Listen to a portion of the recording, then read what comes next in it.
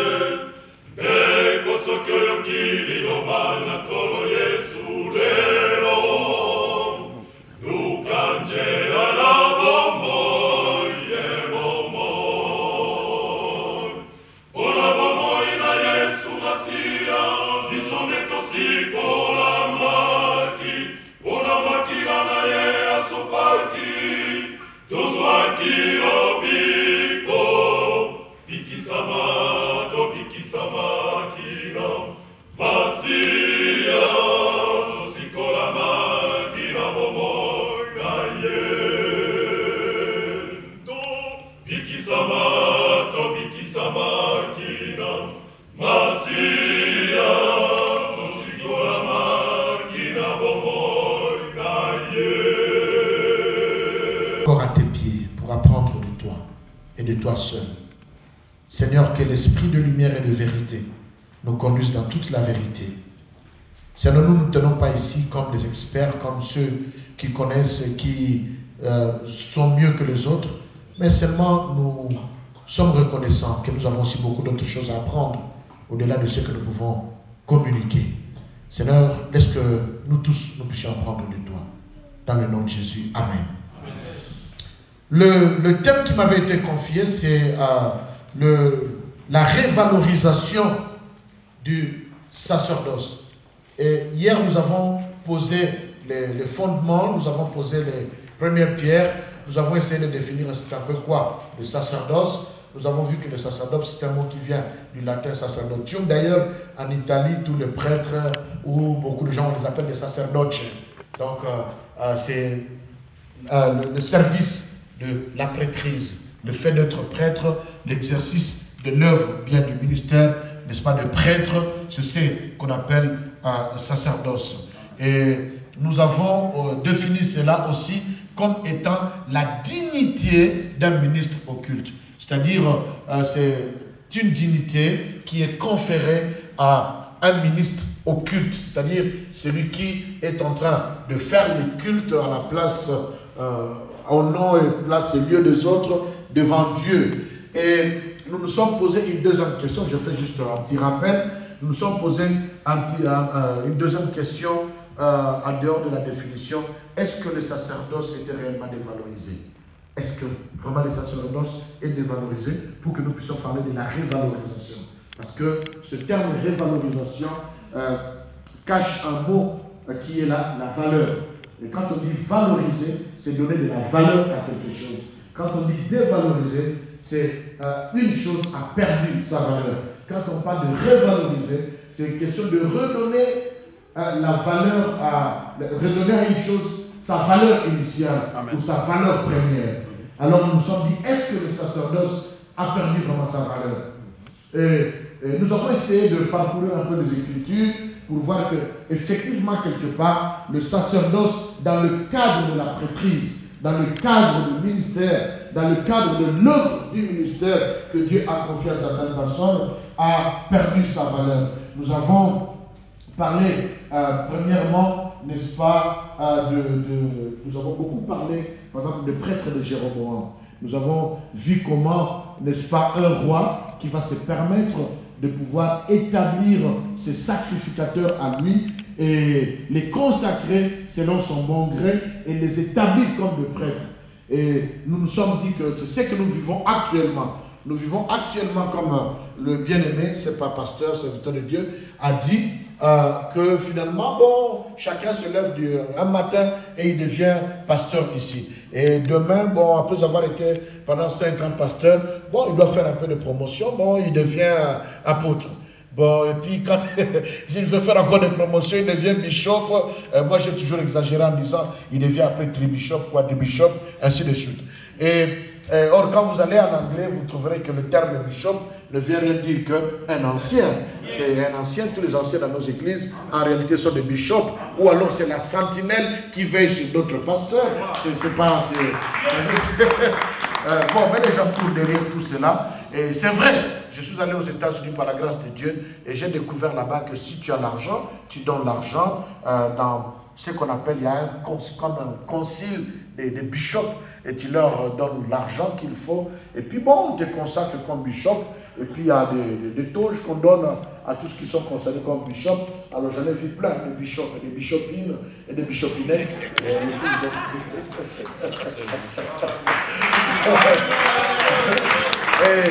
Nous voyons aussi en Afrique, chez nous, dans nos pays, c'est clair, si tu te rebelles dans ton église, tu veux commencer notre église, bon, tu oublies carrément ton père spirituel et tu vas trouver notre pasteur, tu lui donnes $500. En tout cas, ça commence avec $500 et puis il te dit, petit, bon, tu veux qu'on te consacre dans quel ministère? Bon, et puis il dit, bon, Mahama Mikolo, peut-être, bon, bon, on te consacre apôtre ou évangéliste ou que sais-je encore. Nous voyons, par exemple, dans beaucoup de milieux, l'évangéliste est considéré comme le secrétaire du pasteur. Vous voyez, comme je suis pasteur, j'ai un petit de confiance que j'aime bien, il me soutient beaucoup, bon, je le nomme évangéliste. Vous voyez, toutes ces choses-là ont dévalorisé, n'est-ce pas, le sacerdoce. Et de l'autre côté, nous avons vu des montées surprises et surprenantes de certaines personnes. Parce qu'il est pasteur, à un certain moment, Dieu élève d'autres personnes dans l'église, disons comme cela, qui doivent être consacrées aussi peut-être dans le ministère pastoral. Alors il ne peut pas continuer quand même à rester pasteur avec ses fidèles. Alors avant qu'il les consacre, les pasteurs, il fait venir quelqu'un, lui monte un peu de grade entre guillemets, il devient apôtre, comme ça personne n'a son niveau. Est-ce que tout ça c'est ce que la Bible nous dit? Nous avons vu que tout cela a gâché la valeur, n'est-ce pas, du sacerdoce. Nous disons que nous sommes des missionnaires, je le crois.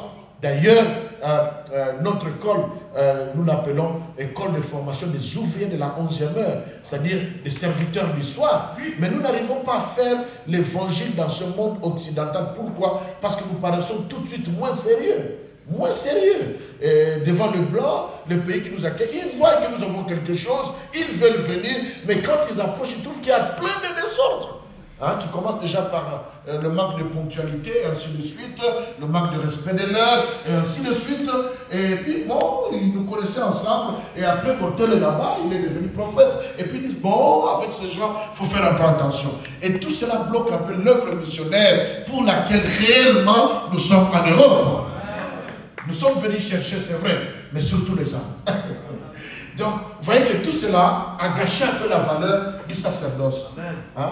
J'ai entendu quelqu'un dire maintenant, il y a de plus en plus de gens qui repartent à l'église catholique. Vous voyez? Parce qu'ils disent, bon, nous avons suivi ces jeunes, les églises de réveil. Mais ils sont tellement réveillés qu'ils n'ont plus de frein.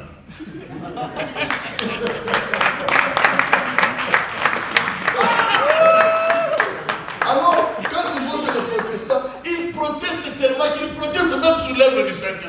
Alors rentrons chez les catholiques, là au moins on est calme. On a l'assurance de notre calme.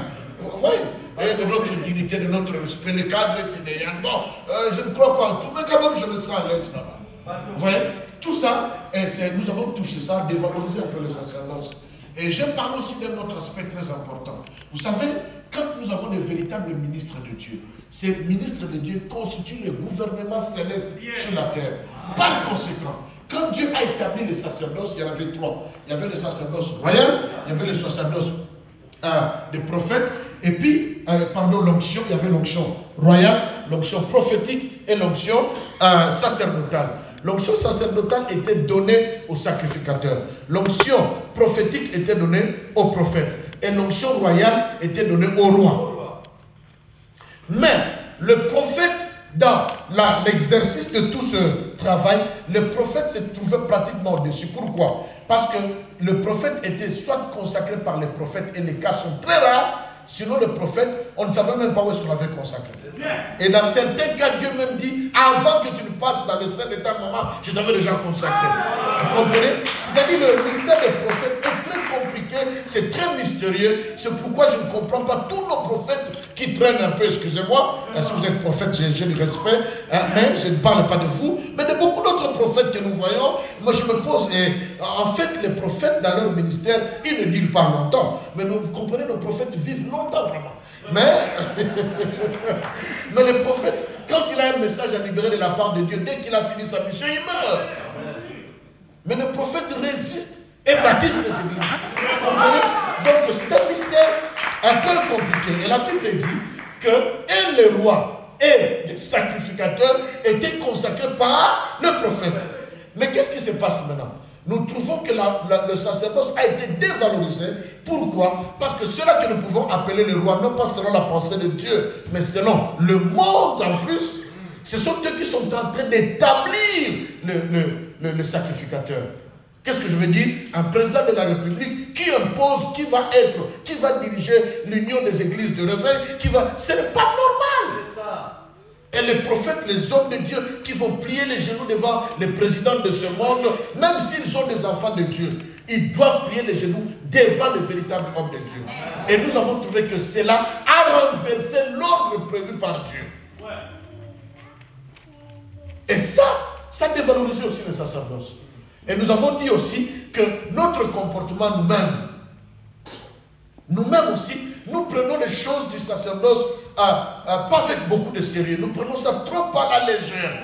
Nous ne donnons pas de la valeur en cela, de par nos paroles, de par certains de nos failles, de nos manquements, nos erreurs, et de par aussi la façon même de travailler, de préparer, de présenter le travail, et ce n'est pas possible. Ma femme m'a toujours dit quand je sors, je dis chérie, est-ce que je peux porter comme ça? Il me pose la question, est-ce que si tu étais ministre du monde, tu allais partir dans ton bureau comme cela?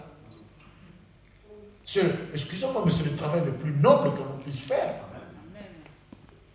J'avais toujours des ambitions de devenir président de la République, mais une réponse de Billy Graham m'avait bouleversé. Il avait dit, je ne peux pas m'humilier jusqu'à ce niveau-là. Quand on lui a posé la question, pourquoi tu ne poserais pas la candidature aux États-Unis? Tout le monde t'écouterait et tout le monde viendrait à tes pieds et tu seras le président le plus aimé. Comme ça, tu peux, en allemand, dire douche cette scène. En français, tu peux faire passer un peu avec autorité tout ce que tu penses aux États-Unis. Et il a dit, ah merci pour la question, mais je ne peux pas me rabaisser jusqu'à ce niveau-là. Amen. Vous comprenez? C'est-à-dire qu'il a compris sa position, à moins que le Seigneur ait réellement parlé, mais il trouve que quitter sa position de prophète pour redevenir président des États-Unis, c'est se rabaisser. Parce qu'en fait, Dieu ne l'a pas établi sur un continent, un pays, mais il l'a établi sur toute la planète. Amen. Et nous ne comprenons pas tellement ces choses que nous faisons des courbettes, même à n'importe qui, nous faisons des courbettes. Et nous dégradons la valeur que Dieu nous a donnée. Et comme nous perdons cette valeur, cela fait que finalement, nous ne pouvons pas établir une autorité spirituelle dans nos pays. Comme il n'y a pas une autorité spirituelle établie, voilà pourquoi les églises sont de plus en plus faibles, alors que les églises devraient être les plus fortes. Quelqu'un peut dire Amen. Nous avons parlé de ça et nous avions aussi abordé le problème de la montée vraiment de ministère, de sacerdoce j'appellerais ça féminin dans l'église. Est-ce que c'est ça? Et le problème des fautes dans l'église, bon, tu étais pasteur pendant 5 ans, maintenant, quand même, on doit fauter un autre pasteur. Vous savez, j'avais donné un exemple banal, mais qui trouve être vrai. Si dans l'église, il y a beaucoup de gens de ma région, que de la région, par exemple, de notre serviteur de Dieu, bon, ils vont me voter. Vous comprenez? Et le problème de Saül, c'était quoi? Le problème de Saül, c'était que les hommes ont poussé Dieu à choisir une personne. C'est pourquoi, heureusement, il n'avait pas été consacré avec la corne, mais il a été consacré avec du fiel.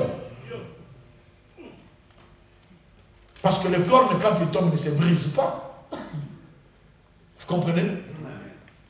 Et c'était ça, les gens poussés. Nous avons maintenant beaucoup de gens qui sont poussés. Je suis pasteur, mon fils est pasteur, j'ai des ouvertures, on a besoin de bourse d'études, je prends ma bourse d'études, je donne à mon fils Marvin et il va faire la théologie. Quand il finit son diplôme, le diplôme qu'il va, il devient pasteur.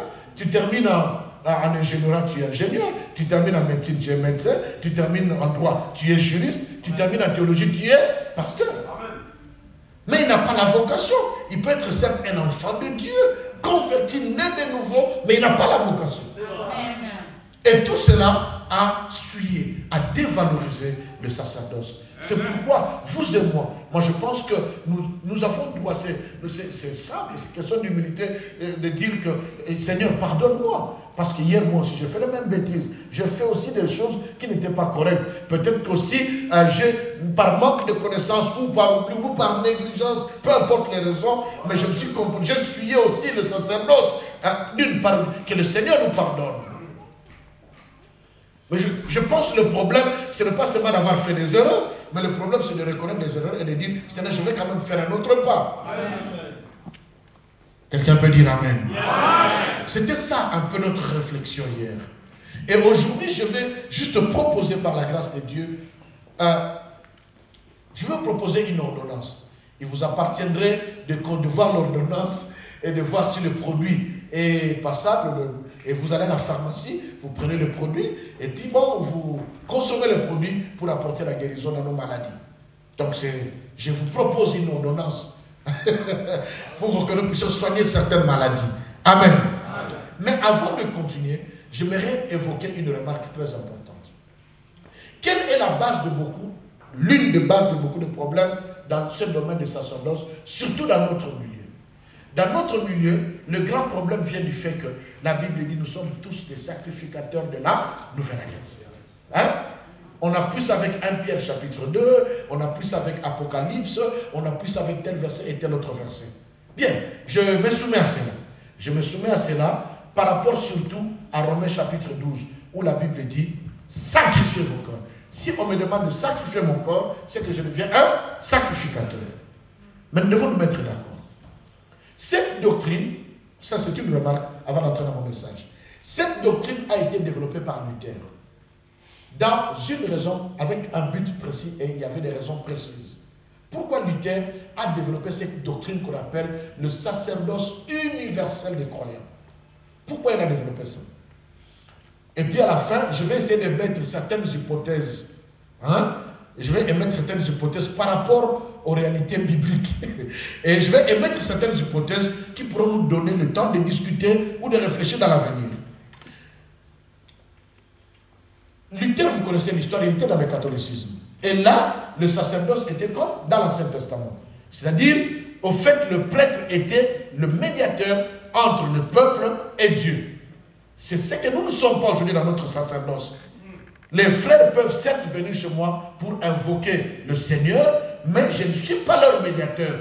Nous n'avons qu'un seul médiateur, le Seigneur Jésus. Amen. Je ne peux plus me pointer comme médiateur entre les hommes, le peuple de Dieu et Dieu. Non, le seul médiateur c'est Christ. Mais ce Christ a fait de nous allons voir ça.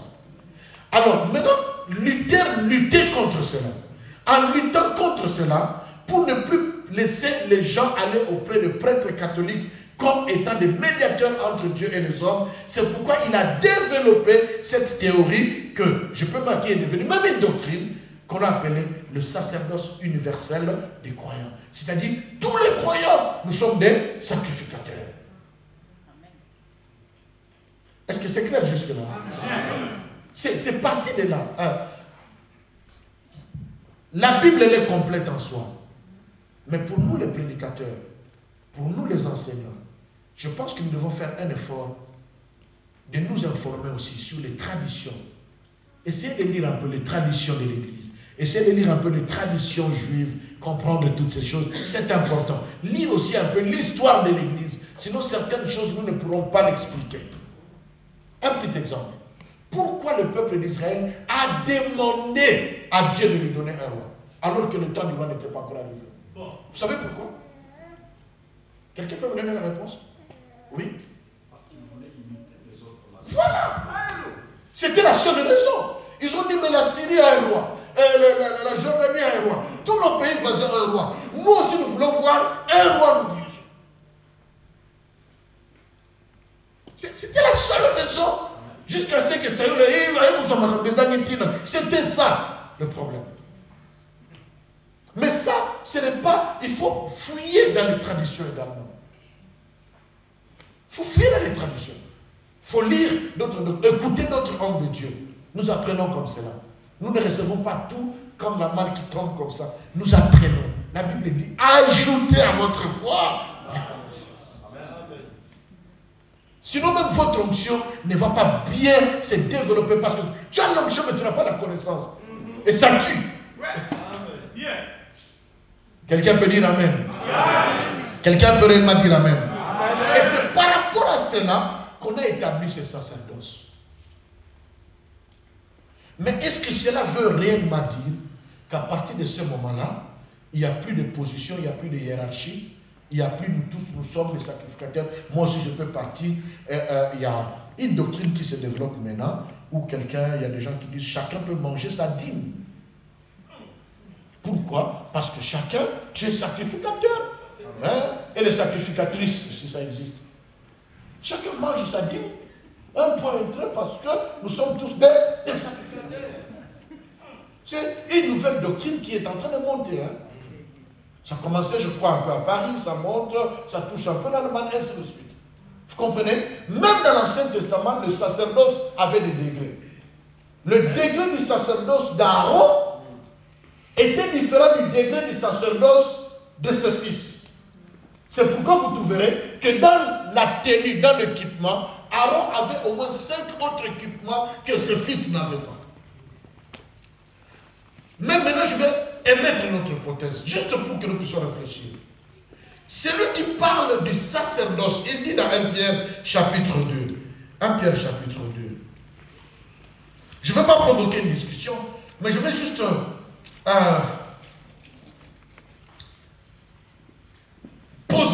poser une question. Je vais juste donner des sujets de réflexion. 1 Pierre chapitre 2, le verset 9. La Bible dit, vous, au contraire, vous êtes une race élue, un sacerdoce royal, une nation sainte, un peuple acquis, afin que vous annonciez les vertus de celui qui vous a appelé de ténèbres à son admirable lumière. Ne continuons même pas la lecture.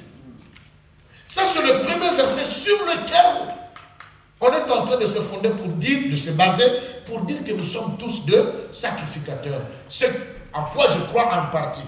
Mais est-ce que le verset tient debout? Pourquoi? Parce que celui qui parle ici, c'est Pierre. Or, Pierre était un apôtre, mais un apôtre pour les Juifs. Et quand il s'adressait, il ne s'adressait pas aux païens, il s'adressait aux Juifs. C'est ça. Il leur rappelait au fait quoi? Il leur rappelait Exode chapitre 19, verset 6. Parce que la volonté première de Dieu était de faire d'Israël un royaume des sacrificateurs. Et c'est pourquoi Pierre étant l'apôtre des Juifs, il s'adresse dans ce texte aux Juifs de nouveau. Que vous êtes, mais l'expression le dit, quand tu dis vous êtes une nation sainte.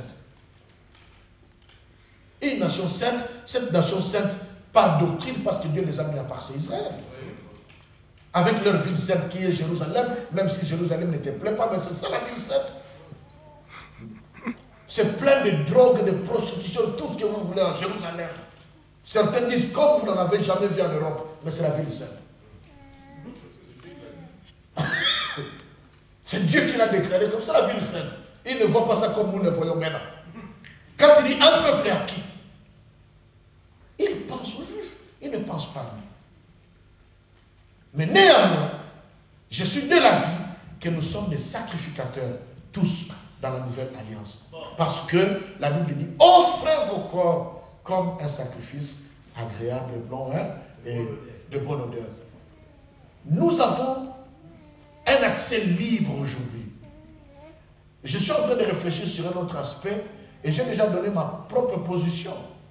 Le tabernacle avait 2 rideaux qui sont ramenés au niveau du temple parce qu'ils respectaient le principe du temple. Et quand Jésus-Christ est mort, il y a le rideau qui était déchiré. Lequel? Le premier ou le deuxième? Alors, nous avons un accès auprès du Père.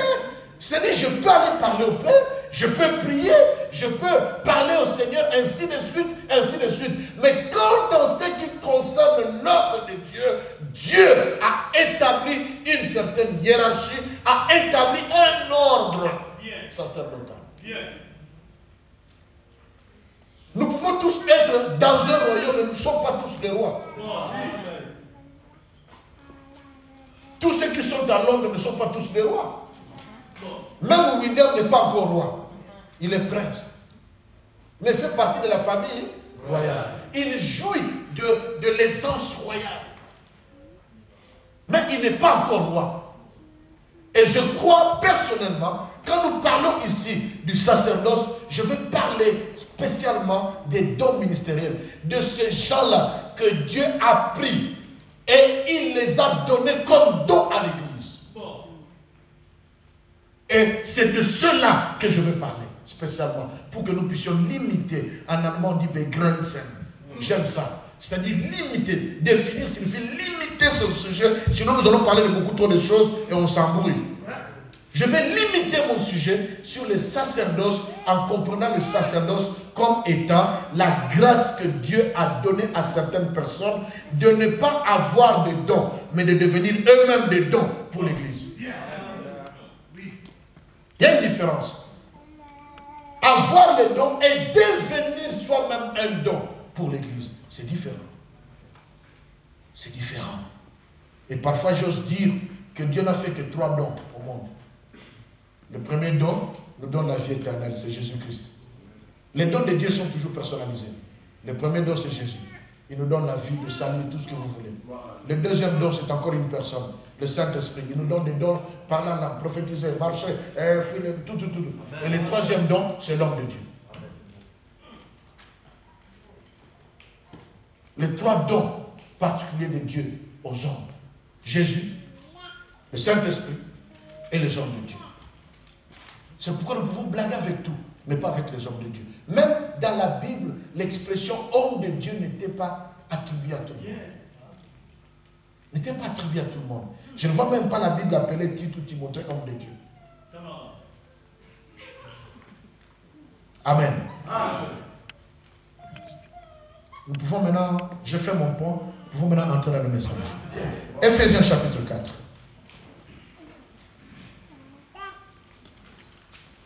Ephésiens chapitre 4. Que le Seigneur vraiment nous pardonne toutes les erreurs que nous avons faites, mais qui nous aide à faire mieux, à son rythme. Ephésiens chapitre 4, à partir du verset 7. Mais à chacun de nous, la grâce a été donnée selon la mesure du don de Christ. C'est pourquoi il est dit, étant monté dans les hauteurs, il a emmené des captifs et il a fait des dons aux hommes. Or, que signifie il est monté, sinon qu'il est aussi descendu dans les régions inférieures de la terre? Celui qui est descendu, c'est le même qui est monté au-dessus de tous les cieux afin de remplir toutes choses. Du verset 7 au verset 10, la Bible ne parle que d'une seule personne. La personne de qui? De Jésus-Christ. Maintenant, écoutez le verset 11. Et il a donné aux uns. Amen. Amen. Non. Vous avez dit Amen là, il ne faut pas dire Amen. La Bible ne dit pas il a donné aux uns, la Bible dit, il a donné les uns comme apôtres, les autres comme, les autres, ainsi de suite. Il n'a pas donné aux uns, mais il a donné les uns. Je vais donner un exemple, mais j'insiste que cet exemple n'est pas une prophétie. Même si tu avais déjà reçu une prophétie quelconque, ce n'est pas une confirmation. Amen. Amen. Frère, s'il te plaît, merci. Frère.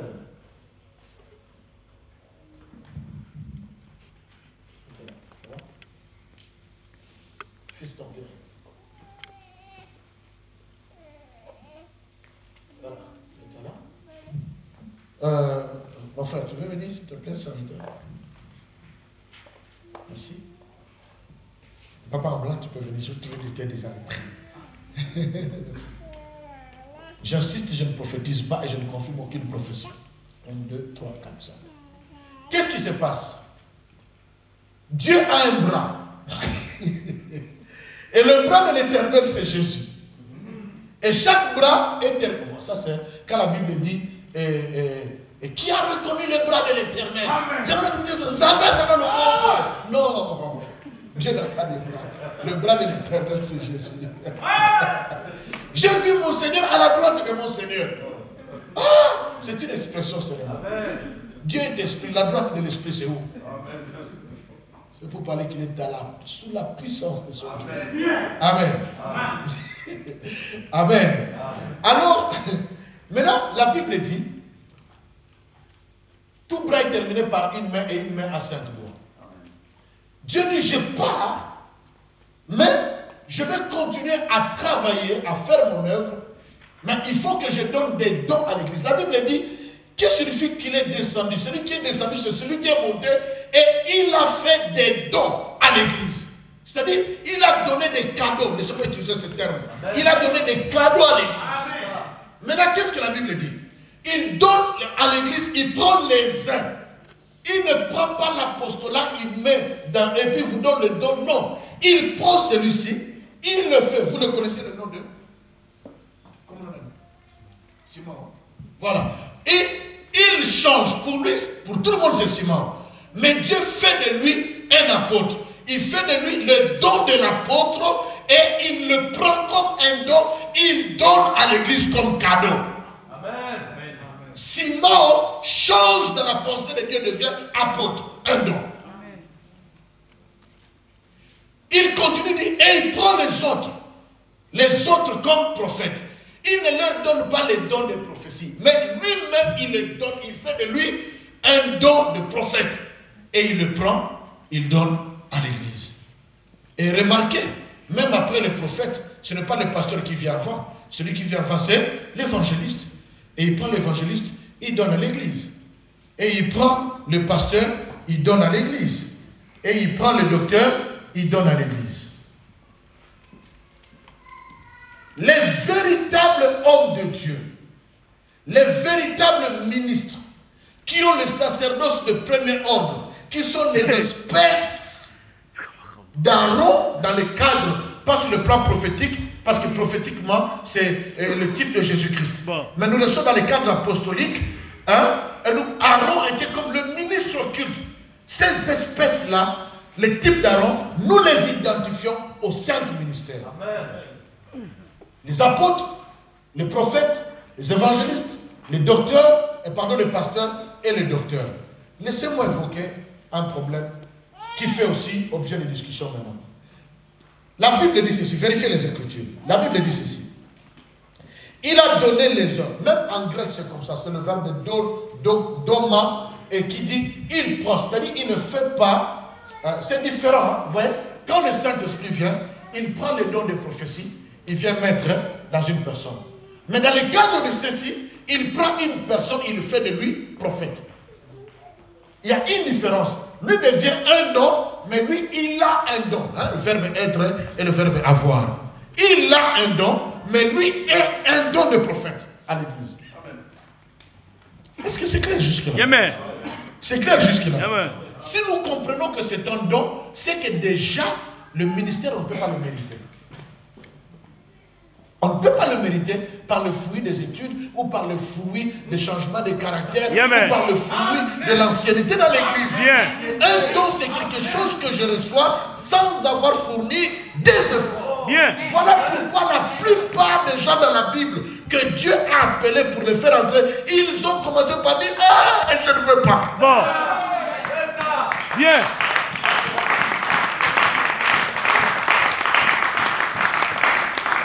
Quand je prêche ces choses, je dis le premier signe pour reconnaître que quelqu'un est appelé, c'est quand le jour où il a été appelé, il a refusé. Refusé.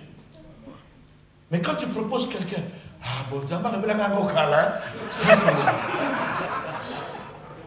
tu proposes, oui, ah oui, bon je savais, le Seigneur m'a fait des amours.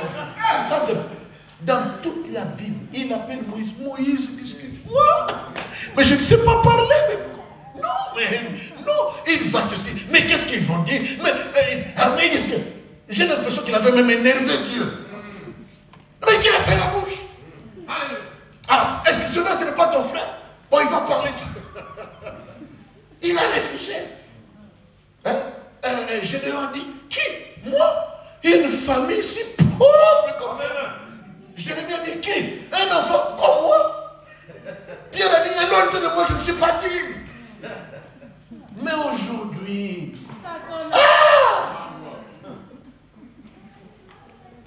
on court derrière, on aspire, on rêve. Dans mon équipe, j'étais en train de conduire un bus et dans le bus, il y avait beaucoup de gens. Oui, tu peux dire que Dieu veut te faire de toi un chauffeur. Mais toi, non. Bien. Alléluia. La Bible dit, il a donné, ce sont des dons. Donc ça ne se mérite pas d'un côté. Et de l'autre côté, où est la raison pour moi de me glorifier? Bon. Parce que du milieu des gens qui ont même un caractère mieux que moi, Dieu a porté ses regards sur moi. Bon. Je n'ai pas raison de me glorifier. Il a fait des dons. Mais il y a un problème dans l'écriture. La Bible dit, il a donné les uns comme apôtres, les autres comme prophètes, les autres comme évangélistes, les autres comme pasteurs et docteurs. Maintenant, la conjonction pose maintenant des discussions dans le milieu de beaucoup de tendances et dans un milieu de théologie. On dit, les pasteurs sont automatiquement des docteurs. C'est ça. Ça, c'est une tendance. Et la deuxième tendance dit non, il y a des ministères de pasteurs et il y a des ministères de docteurs. D'autres disent non. Les ministères de docteurs et de pasteurs sont ensemble. Donc, qui dirait, au lieu de 5, presque 4 ministères? Alors j'ai dit, Seigneur, éclaire-moi. Et je suis arrivé à une conclusion que je vous propose. C'est la mienne. Il y a 5 ministères, pas 4. Mais tout pasteur, de par l'exercice de ses fonctions, doit être un enseignant. Bon. Mais tout enseignant n'est pas forcément un pasteur. Pasteur et docteur. Parce que le pasteur est appelé à paître le troupeau. Tu vas les nourrir avec quoi si tu ne connais pas les enseignements? Si tu ne sais pas faire la différence entre la repentance et la conversion. Bon. Commençons par les petites choses. Si déjà tu ne sais pas faire la différence entre la repentance et la conversion. Vous savez que c'est différent? Bien sûr. La repentance est une décision de faire volte face à ce qu'on faisait. Mais la conversion est un processus. On peut se repentir aujourd'hui et on continue à se convertir.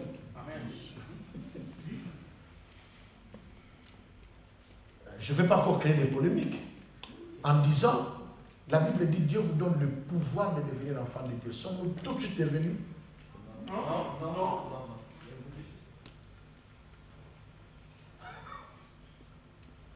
Tout pasteur doit être docteur. Docteur ici signifie enseignant.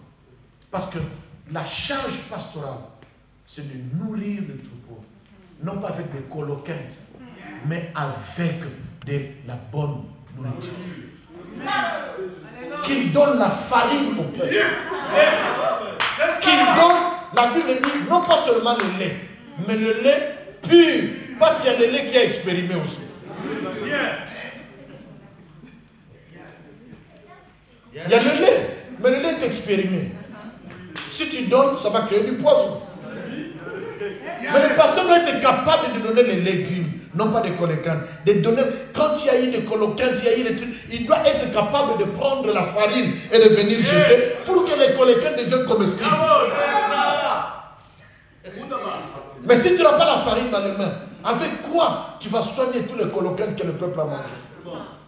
C'est pourquoi tout pasteur doit être un enseignant de la parole. Parce que sa charge est de nourrir le peuple. Mais tout docteur, tout enseignant n'a pas obligatoirement le cœur de pasteur. Parlons pasteur. Il n'y a qu'un seul verset de la Bible qui est traduit j'ai oublié mes livres, qui est traduit, mes documents, qui est traduit du grec en mots pour parler de pasteur. Il y a seulement un verset. Mais tous les restes de versets de la Bible où on parle, n'est-ce pas, de ce terme, on parle plutôt du berger. Et le seul verset ici, le mot grec, c'est le seul mot grec qui est traduit en termes de pasteur. Mais les restes dans la Bible parlent du berger. Parce qu'il doit prendre soin du troupeau, nourrir les troupeaux, protéger les troupeaux, veiller quand il y a un loup qui arrive, détecter les boucs au milieu des brebis, pour lui donner un peu de boucs, ainsi de suite.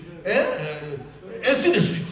C'est sa responsabilité. Quand quelqu'un vient et il trompe, il donne un peu, il crée beaucoup de discussions. Après un premier, deuxième avertissement, il peut dire non, tu vas endoctriner, n'est-ce pas, les brebis, à le son de ce milieu. Titre chapitre 3, verset 10. Mais comment vas-tu le faire si toi-même tu n'es pas assis dans les enseignements? Voilà pourquoi même dans les tabernacles, ceux qui se tenaient à la porte, comme nous voyons nos frères là, ce n'étaient pas des sœurs qui étaient gentilles et des frères qui riaient beaucoup. C'était des gens qui connaissaient la parole. Parce qu'ils devaient vérifier les choses à la porte avant d'entrer dans le temple. Tu vas les vérifier par rapport à quoi? Pas par rapport à la gentillesse, mais par rapport aux Écritures. Le service de protocole au tabernacle, c'était des lévites, c'est-à-dire des prêtres, mais sans sacerdoce, qui faisaient ça. Amen. Amen. Amen. Alors, qu'est-ce que je propose par la grâce de Dieu pour que nous puissions maintenant revaloriser le sacerdoce par rapport à tout ce que nous avons vu hier? Si vous n'étiez pas là hier, j'ai l'impression qu'il y a des DVD qui sont là à un prix de 10 francs suisses. Voilà, 10 francs suisses. Et vous pouvez voir la première partie du message et vous pouvez comparer. Et je crois que vous pourrez avoir mon adresse pour que vous puissiez m'aider aussi si quelque part j'avais fait une erreur pour que j'ai aussi la lumière. Amen. Qu'est-ce que je propose? Quels sont les principes que nous devons respecter pour revaloriser, n'est-ce pas, le sacerdoce? Je regroupe mes réponses je répartis mes réponses en 3 groupes. Le premier groupe, je vais parler du principe du sacerdoce lui-même. Deuxième groupe, je vais parler de ce que l'homme de Dieu doit faire, nous qui sommes dans le sacerdoce.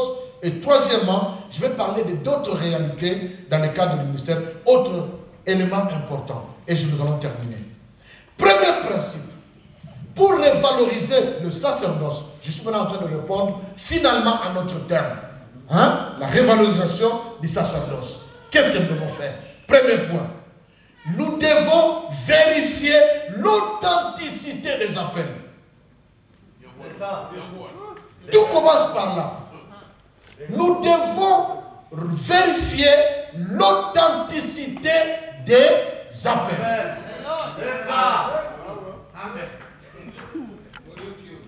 Pourquoi?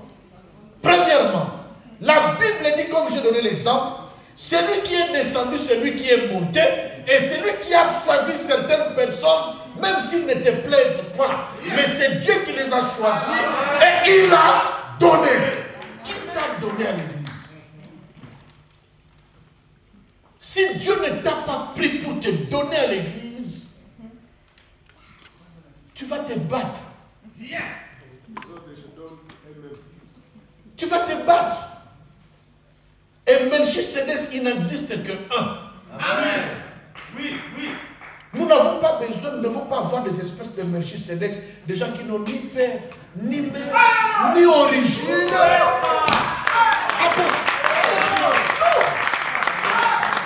Ça sérieux même pour toi-même.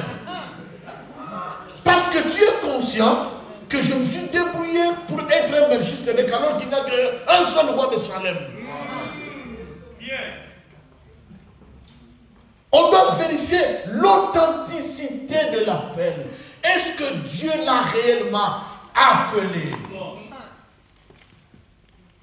Un appel, pour qu'il y ait appel, il faut qu'il y ait celui qui appelle et celui qui est appelé. Et celui qui doit appeler ici, c'est Dieu. Et laissez-moi vous dire ceci. Dieu, en réalité, n'appelle pas les gens qui l'ont pris au cours des temps, non.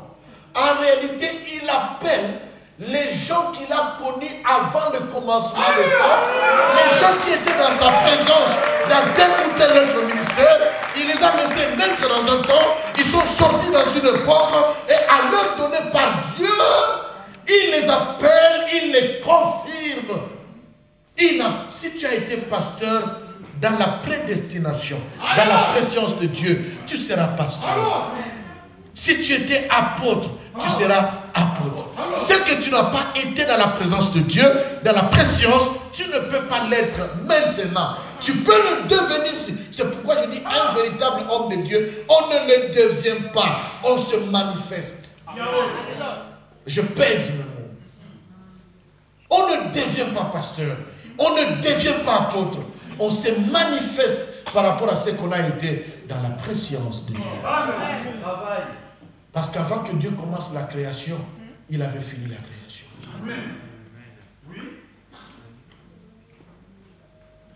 Genèse chapitre 1, verset 1 ne veut pas dire exactement en hébreu ce que nous disons. Genèse chapitre 1, verset 1 dit au commencement Dieu a créé. Hein? Au commencement Dieu créa. Bon, allons dans Jean chapitre 1. Nous avons notre commencement. La Bible dit au commencement, la Bible ne dit pas que Dieu créa. La Bible dit au commencement était la parole. La parole était avec Dieu et la parole était Dieu. On ne parle même pas de la création. Point. Quel est le vrai commencement?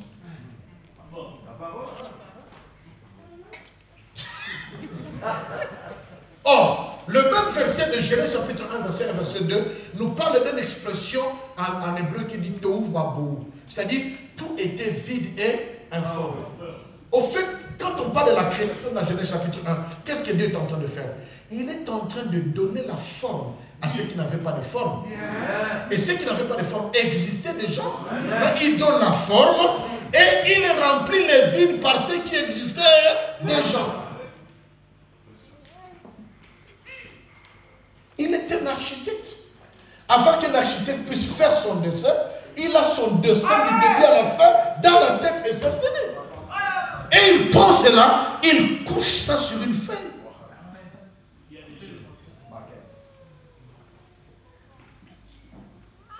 C'est pourquoi si je veux m'engager, je dois dire Seigneur, est-ce que dis-moi, je l'ai été dans ta présence? Je ne paie rien si je ne m'engage pas. Si j'étais dans la présence de Dieu comme un apôtre et que je refuse maintenant, ce n'est pas moi qui perdrais, c'est Dieu qui perdrait. Mais si Dieu sait que je l'étais, or Dieu ne perd pas, hein, parce qu'il ne peut pas perdre, il va s'organiser. Si tu vas te trouver dans le ventre du poisson, tu te trouveras pour qu'on te vomisse là où tu dois être. Alléluia. On n'a pas besoin de se tirailler, de se chamailler par rapport à l'appel. Dieu. Bon, Matthieu, laissez livrer et l'hébreu. Ce n'est pas notre charge de dire que non, tu n'es plus apôtre. Non, ce n'est pas notre responsabilité. Mais que le plus sincère, le 3, on va consacrer un frère, on va le consacrer comme ancien. Mais ce frère, le frère Nzao se souviendrait, il était pasteur d'une église. On est passé avec des enseignements comme ça. Et il n'a pas eu des entretiens avec moi. Mais après des enseignements, quelques temps plus tard, il s'est dit non. Je pense que je ne peux pas porter la charge que le Seigneur ne m'a pas donnée. Il a dit à ses fidèles, excusez-moi, vous voyez ce pasteur-là, nous tous, nous devenons maintenant membres de son église. Celui qui veut, vient avec moi. Celui qui ne veut pas, reste. Division. Comme nous avons une grâce particulière de se diviser, nous les Congolais, c'est un don particulier des Congolais, de se diviser. Alors, ils se sont divisés. Et quand ils se sont divisés, le frère est parti se mettre sous l'autorité d'un pasteur. Il s'est mis sous l'autorité de ce pasteur. Il a recommencé dirigeant des chorales. Dirigeant des chorales, dirigeant. Après des années, on va voter les diacres. On l'a nommé, on l'a voté. Parce que les diacres, on peut les voter. Bien sûr. On peut les choisir. Même par rapport aux tribus. C'est pas grave. Les diacres, on les choisit. On n'a pas besoin de révélations. Bon témoignage, Saint-Esprit, et tout bon. Ah bon, on devient diacre. Et puis après, bon, l'homme de Dieu a vu que le frère a vraiment son esprit. Parce que la première condition pour choisir un ancien, il faut que cet ancien ait d'abord ton esprit. Les anciens n'ont pas d'abord été établis dans le Nouveau Testament. Quand Dieu a établi les anciens, il a dit à Moïse, va choisir 70 anciens et amène-les, je prendrai de ton esprit et je mettrai sur eux afin qu'ils puissent porter la charge avec toi. Avant que quelqu'un porte la charge avec toi, il faut qu'il ait ton esprit. Amen. Et après nous ajoutons toutes les qualités de Timothée. Il peut parler un bon français, avoir été longtemps dans l'église. S'il n'a pas mon esprit, il reste un frère bien aimé dans l'église.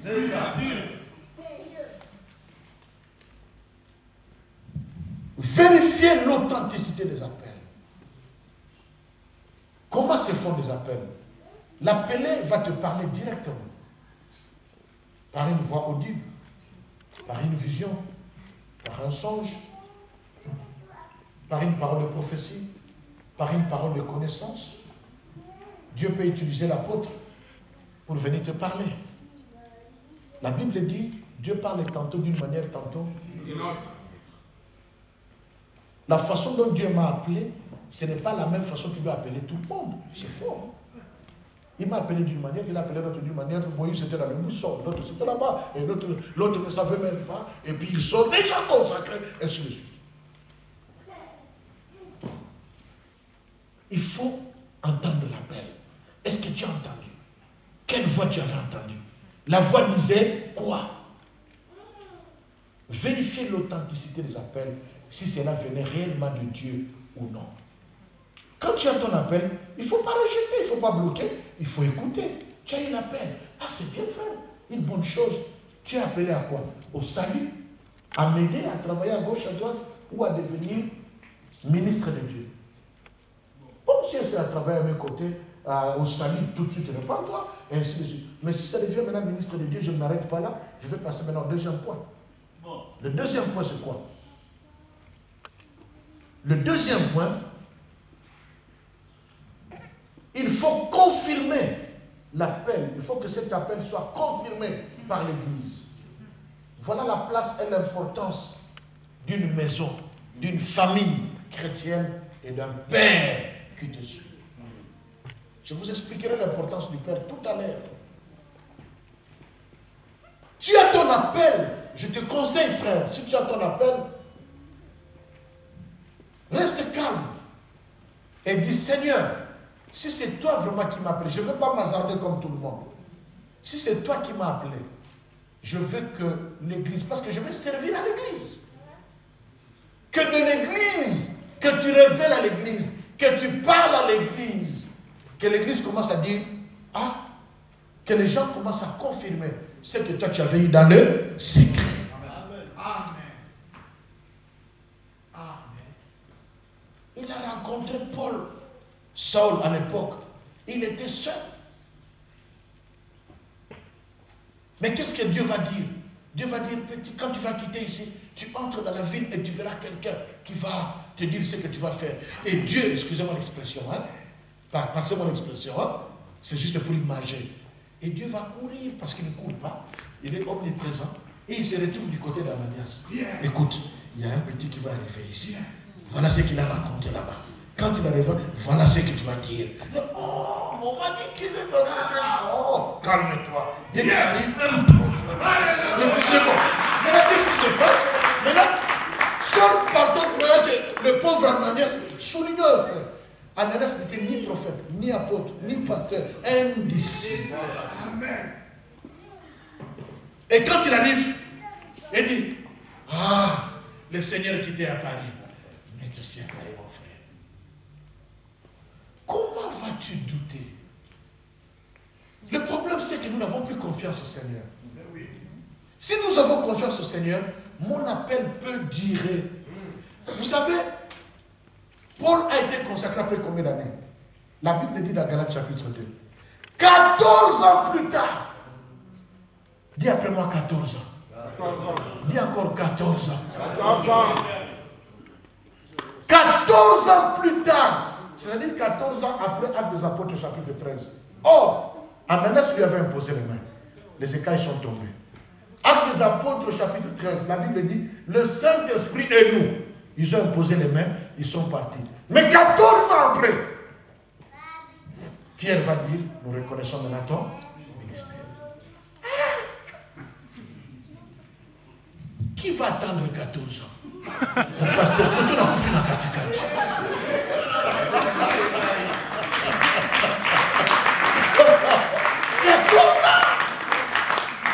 Il y a déjà des cravates et des vestes à la maison. 14 ans. Parce que toi, tu avais fait 14 ans.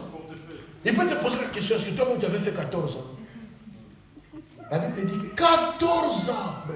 Tout le monde doit faire passer par 14 ans. Mais je vais parler du problème du temps. Que l'Église confirme. Dieu va commencer à donner des signes à l'Église. Nous voyons que ce frère, frère, je pense que tu dois prier le Seigneur parce que le Seigneur même. C'est-à-dire, tu as vu les choses dans le secret. Il n'y a que toi et Dieu qui connaissez ce secret. Mais Dieu commence à faire les songus, excusez-moi les termes. Il commence à révéler ça à d'autres personnes. Des choses que toi tu connais dans le secret. Ça va être confirmé. Vous verrez même qu'après Ananias, Dieu va donner Barnabas. Il va travailler pendant longtemps. Je donnerai aussi le rôle de Barnabas plus tard. Arrêtons-nous. Alléluia. Amen. Premièrement, l'appel. Deuxième, la confirmation. Mais un autre moyen de confirmer l'appel, il n'y a pas d'appel sans service. Amen. Si j'appelle mon petit, viens ici. Viens. Come on, please. Si je l'appelle,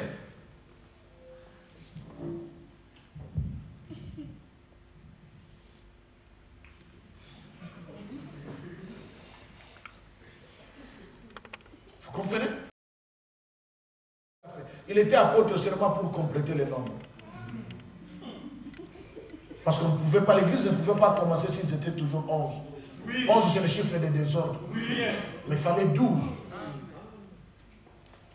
C'est pourquoi il devait ne fût-ce que devenir apôtre pour compléter le nombre. Et excusez-moi, il a été choisi par tirage au sort. Peut-être c'est à cause de cela que les gens font des votes maintenant à l'église. Mais si tu es choisi par tirage au sort, en principe, tu ne dois rien faire. Tu es là pour compléter le nombre, c'est ça ton ministère. Mais le petit est là. Je l'ai appelé, il attend. Pourquoi? Même si je lui dis maintenant rentre, il va me trouver un peu bizarre. Mais comment? Mais c'est vieux, c'est bon. Il t'appelle, et puis il dit rentre, et puis c'est tout. Qu'est-ce qu'il attend? Bonjour, j'ai la ligne. Fonction. Il attend que je lui dise pourquoi je l'ai appelé. Ça va? Si un enfant me dit, bon, tu es appelé. Ah, ok, ça va. Je vais attendre, il y a des signes. Quand les signes vont venir, c'est une première confirmation. Deuxièmement, je vais l'appeler pour lui dire maintenant, ok, on t'avait appelé. Celui qui t'avait appelé, il t'a dit quoi? Maintenant, il va dire, moi je vais dire à mon petit, prends cette feuille. Prends cette feuille et mets ça dans ma Bible. C'est tout. Rentre. Mission.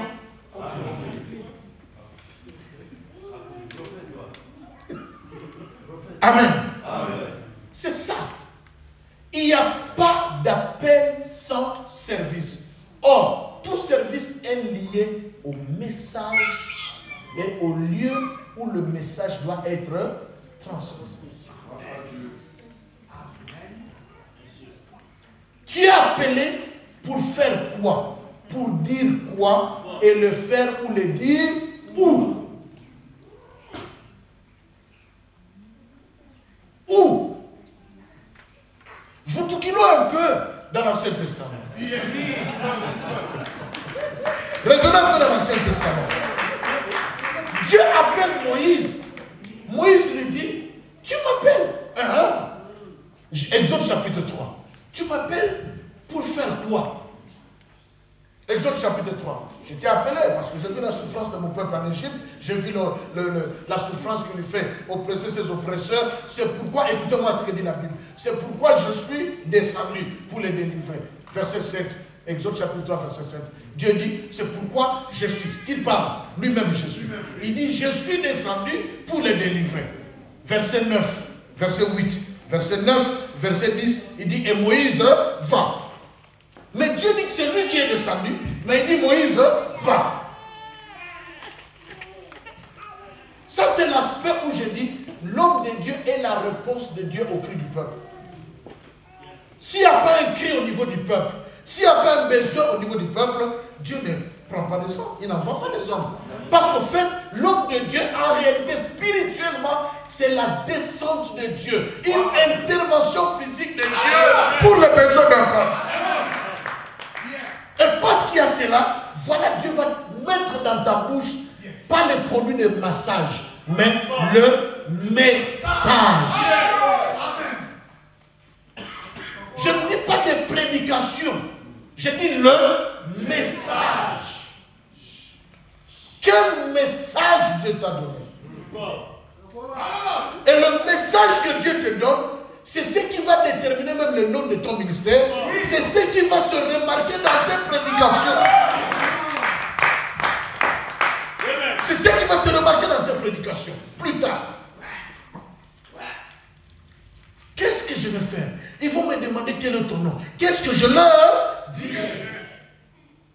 Tout homme de Dieu doit avoir la révélation particulière du Seigneur. Amen. Matthieu avait la révélation que Jésus était le roi des Juifs. C'est pourquoi quand vous lisez l'évangile selon Saint Matthieu, le langage de Jésus, c'est le langage du roi. Amen. On cite la généalogie, pourquoi? Parce qu'on le comprend comme le fils de David, le fils d'Abraham, et ainsi de suite. Les expressions le fils de David, le fils d'Abraham, ce sont des expressions que tu ne trouveras jamais dans Jean. Parce qu'il a une autre révélation. Matthieu, quand il parlait, quand il écrit, quand il réfléchit, il présente Jésus comme étant le roi des Juifs. C'est la révélation que Matthieu a eue. La révélation déjà, ce n'est pas son affaire. Bien. C'est pourquoi il peut dire, femme syro-phénicienne. Hein? La ville de Sidon, Tyr et Sidon, ça a été bombardé il y a 3 jours. Parce qu'il y a beaucoup de gens qui ne suivent pas les informations au nom de la sanctification. Ça a été bombardé en Syrie, là, vers Liban là-bas, ça fait 3 jours. Hein? La ville de Tyr a été bombardée. Ça existe. Ce n'est pas une ville spirituelle, ça existe. Vers le Liban là-bas, menacé à siéger un peu par les Hezbollah. Et tout ça, tu ne trouves pas ça dans la Bible, tu trouves ça dans l'information.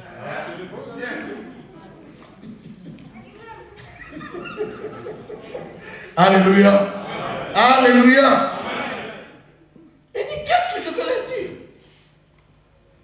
Alors Matthieu a la révélation. Va, dis-leur le roi des Juifs. C'est pourquoi quand tu discutes avec un juif sur l'évangile selon Matthieu, fais attention. Parce qu'il en connaît plus que toi. Le seul évangile où les juifs non messianiques ont des problèmes, c'est l'évangile selon Saint Jean. Mais tous les restes là, les juifs les connaissent très bien. C'est pourquoi Jésus pouvait dire à cette femme de syro-phénicienne, femme, je ne peux pas prendre le pain des enfants et le donner aux petits chiens.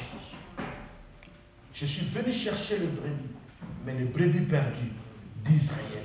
C'est un langage qu'il utilise dans l'évangile selon Saint Matthieu. Maintenant, si tu ne comprends pas ces choses, d'ailleurs, même les apôtres, ils étaient en train de freiner la femme, même les apôtres, ils étaient en train de freiner. Les apôtres avaient raison.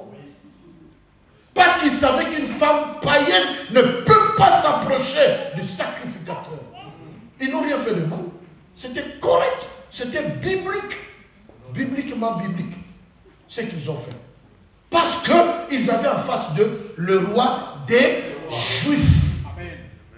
Pas le roi des nations, le roi des Juifs. le langage est différent, les expressions sont différentes, l'interprétation même est différente. Et la majeure partie de l'évangile selon Saint Matthieu parle d'Israël. Et quand Jésus dit, voici les signes qui montreront mon retour, il répond à une question des Galiléens, des Juifs. En quel signe reconnaîtrons-nous? Nous les Juifs, ils étaient où? Sur le mont des Oliviers. Il répondait, si tu ne connais pas ces choses, tu vas sauter, les gens vont crier Amen dans l'église, mais tu es en train de dire de fausseté. À la fin, par la grâce de Dieu, les gens acceptent quand même le Seigneur. Quand tu vas chez Marc, Marc ne reconnaît pas, son problème, la révélation, n'est pas que Jésus est le roi des Juifs, s'il est gloire à Dieu. Mais moi, Marc, la révélation que j'ai eue, c'est que Jésus est le serviteur fidèle. C'est pourquoi vous entendrez, le serviteur n'est pas plus grand que son maître. Et je suis venu non pas pour être servi, mais pour servir. Vous trouvez ces expressions-là parce que ça typifie la nature même de Jésus dans cela. Et c'est bien. Sinon, le tabernacle est devenu faux. Parce que le rideau du tabernacle avait 4 couleurs. Et les 4 couleurs représentent les 4 évangiles. Et quand tu vas dans Luc, Luc va dire, ah, ok. Savez-vous que Luc n'était pas parmi les apôtres, hein? Ça va? Luc, c'était un petit de confiance, un médecin qui suivait l'apôtre Paul. Il raconte, il écrit ce qui lui a été révélé clairement, mais ce qu'il avait entendu de ses amis, l'apôtre Paul et les autres. Il était médecin et il présente Jésus-Christ comme étant le Fils de l'homme. Il s'occupe. C'est pourquoi dans l'évangile selon Saint Luc, vous lisez des guérisons comme nulle part ailleurs. Parce que c'est le Jésus, Fils de l'homme. Quand vous entrez maintenant dans Jean chapitre 1, verset 1, les Juifs disent c'est trop brutal. Au commencement était la parole. La parole était avec Dieu. Et la parole était Dieu. Verset 14. Et cette parole a été faite chair. Et nous avons contemplé sa gloire comme la gloire d'un fils. En réalité, il n'est pas le fils. C'est lui-même le Père, le Dieu. Il n'est pas de pourquoi du corps. Ça plus que les gens. Roi des Juifs, d'accord. Serviteur, Fils de l'homme, c'est votre histoire. C'est que moi je vis. C'est que c'est Dieu qui a porté le corps humain. Et il est descendu. Et il dit, je suis le Père éternel, le prince de paix, le conseiller admirable. Et c'est dans cet évangile que Jésus va parler comme il n'a jamais parlé dans Matthieu, comme il n'a jamais parlé dans Marc, comme il n'a jamais parlé dans Luc. Il va dire, je suis celui qui m'a vu, a vu le Père. On nous avait dit qu'il y a le Messie qui va venir. Je le suis, moi qui te parle. Il développe les je suis qu'il avait révélés à Moïse. Je suis le pain de vie.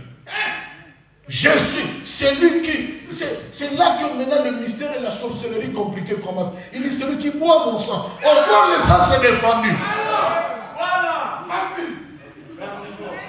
Il dit mais celui qui boit mon sang vivra. Si vous ne mangez pas mon corps, il commence à parler comme Dieu. Une parenthèse.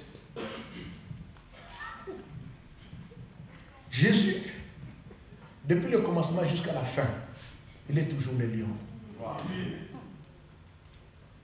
Il a commencé par être le lion, il termina par être le lion. Et quand sa famille a été bénie, la famille n'avait pas été bénie selon la bénédiction des agneaux. Sa tribu a été bénie en l'identifiant par le lion. Mais le mystère de la grâce a fait que pour un temps qu'il porte, n'est-ce pas, le manteau de l'agneau. Juste seulement pour que nous puissions être sauvés. Amen. Mais en réalité, il est lion. Au ciel, il n'y a que des lions, il n'y a pas d'agneau. Mais pour un temps, pour toi et moi, il s'est fait l'agneau de Dieu qui ôte le péché du monde. Je ferme les parents de Thérèse. Amen. Amen. Qu'est-ce que je leur dirai? Il va dire à Pierre. Pierre, toi tu es pour les Juifs. Quand il appelle Paul parle un autre langage. Pourquoi? C'est lié au message qu'ils ont reçu le jour de leur appel. Tu ne peux pas être appelé si tu n'as pas un message. Donne-moi l'exemple de celui qui a été appelé sans message. Il n'existe pas. Message. Je ne parle pas de prédication. Je parle du message. Va dire à mon peuple. Surtout les apôtres. Parce que les apôtres, de par l'étymologie du mot, ce sont des envoyés. On ne peut pas t'envoyer sans message. On m'a envoyé. Oui, merci. Pour dire quoi?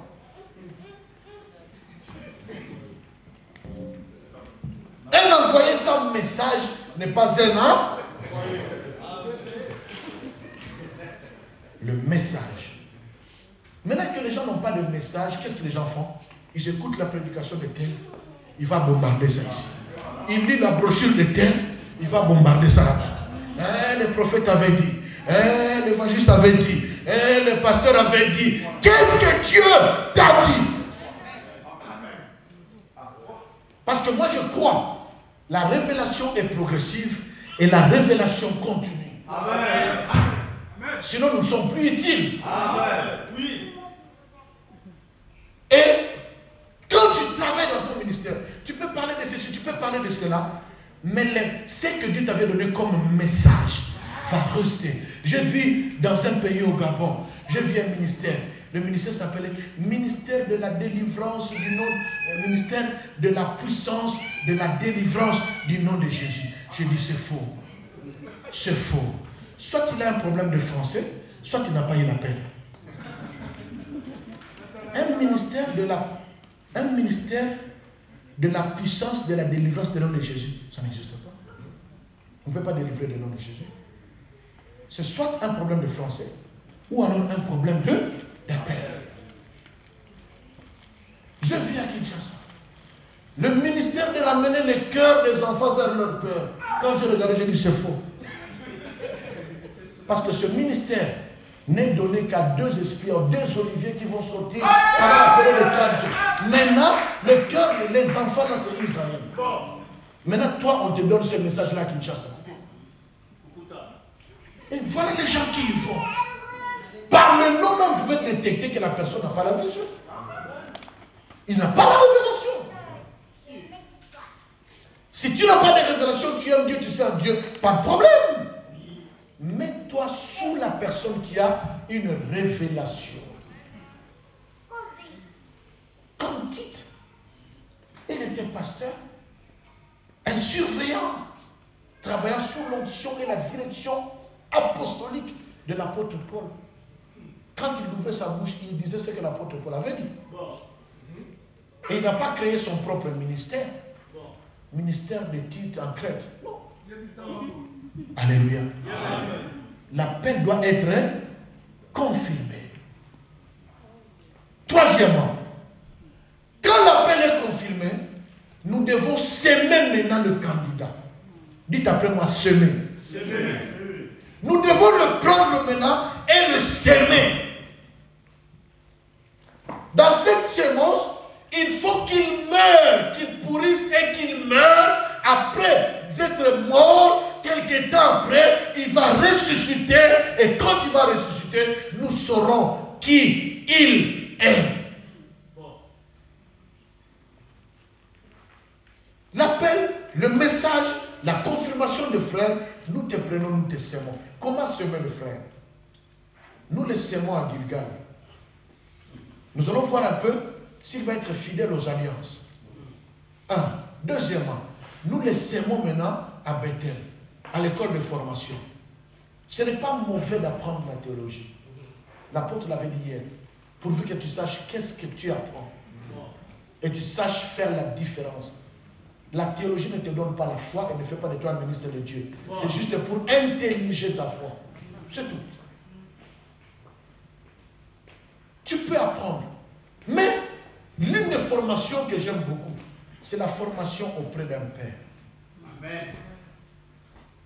Il faut que tu sois capable. Je prends ça, je jette par terre. Frère, porte-moi ce métier.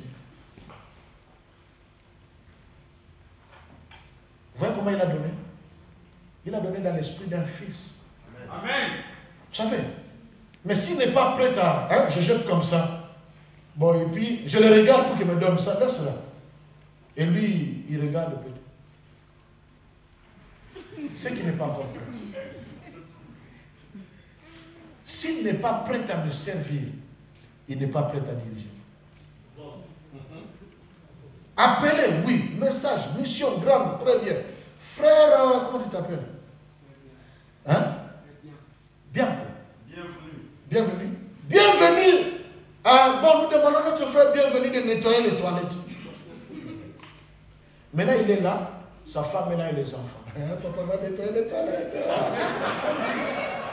Je vais voir s'il va obéir ou bien il va dire je ne peux pas le faire. Pasteur, tu vois des choses comme ça, tu peux me dire en personne, pas publiquement, parce que j'ai quand même ma femme et les enfants. Ah, tu as raison, mais tu dois encore passer à Jéricho. Tu n'es pas encore mort. Oui. J'aime le film de Moïse. Là, il est passé par le désert, par tous les chemins, Dieu ne disait rien.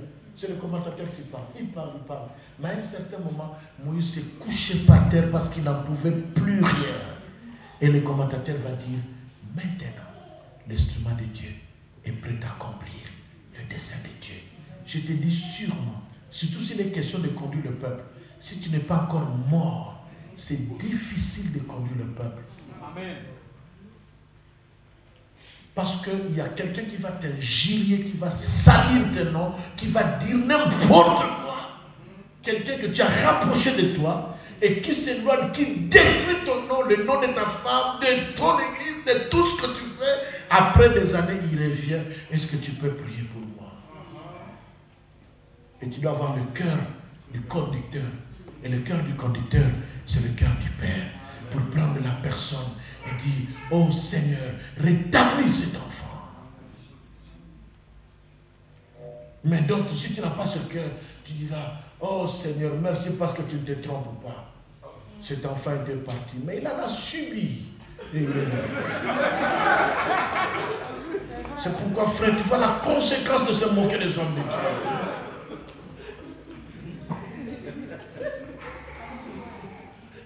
Tu dois avoir le cœur. Moi, je m'imagine toujours la scène quand l'enfant prodigue est revenu. L'enfant prodigue est ici à genoux en train de dire, Père, reprends-moi comme ton fils. Le père regarde à droite. Prépare-moi. Ce qui est bizarre, nous ne savons pas combien d'années l'enfant était parti. Mais à son retour, il a trouvé les chaussures de sa pointure, la bague qui passe à son doigt et la robe de sa taille. C'est qu'il attendait son retour malgré tout ce qu'il est allé faire. Il attendait son retour. Le cœur du Père. Tu dois être formé pour que tu sois brisé, pour que tu sois humble, pour que même s'il y a l'élévation, même si on dit jamais personne n'a prêché comme toi, tu dis je ne suis pas digne de prendre. Tu enlèves. J'appelle ça le mystère de jeter la veste. Vous savez, quand les apôtres faisaient beaucoup de miracles, les gens, sûrement sont des dieux. Hein, il a dit, nous pas de Dieu, pas nous. Mais aujourd'hui, quand on te dit, jamais homme n'a prêché comme ça. En tout cas, cet homme, quand il prêche, c'est fantastique. Nous ne sommes pas nombreux. Hein? Quand tu as des éloges, tu vas jeter la veste. Pourquoi? Tu as été tellement brisé, tu sais où est-ce qu'on t'a pris et tu comprends que ce n'est ni par la force, ni par la puissance, mais c'est par l'esprit. Amen. Prenez le temps de la préparation. Qui est-ce que Dieu n'a pas initié? Qui est-ce que Dieu n'a pas préparé? Il a préparé Moïse, il a préparé Gédéon, il a préparé Samson, tout le monde a été préparé. Sauf notre époque, nous ne voulons pas nous préparer. J'ai un message que j'ai intitulé Les 18 ans de silence de Jésus. Je n'avais plus qu'un DVD, c'est pourquoi je ne l'ai pas apporté. Je démontre seulement comment Jésus a été préparé pendant 18 ans pour travailler pendant 3 ans et demi. Un Dieu. Mais nous les hommes, nous voulons terminer la formation. Après 3 ans et demi, nous sommes préparés pour travailler pendant 18 ans.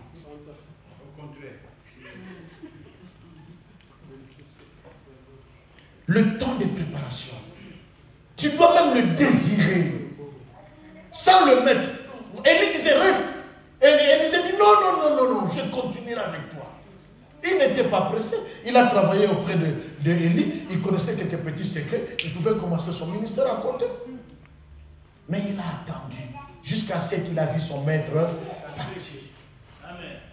Le manteau est tombé. Il a pris le manteau. Écoutez le langage. Il frappe. Il ne dit pas où est le Dieu d'Élisée. Il dit où est le Dieu d'Élie?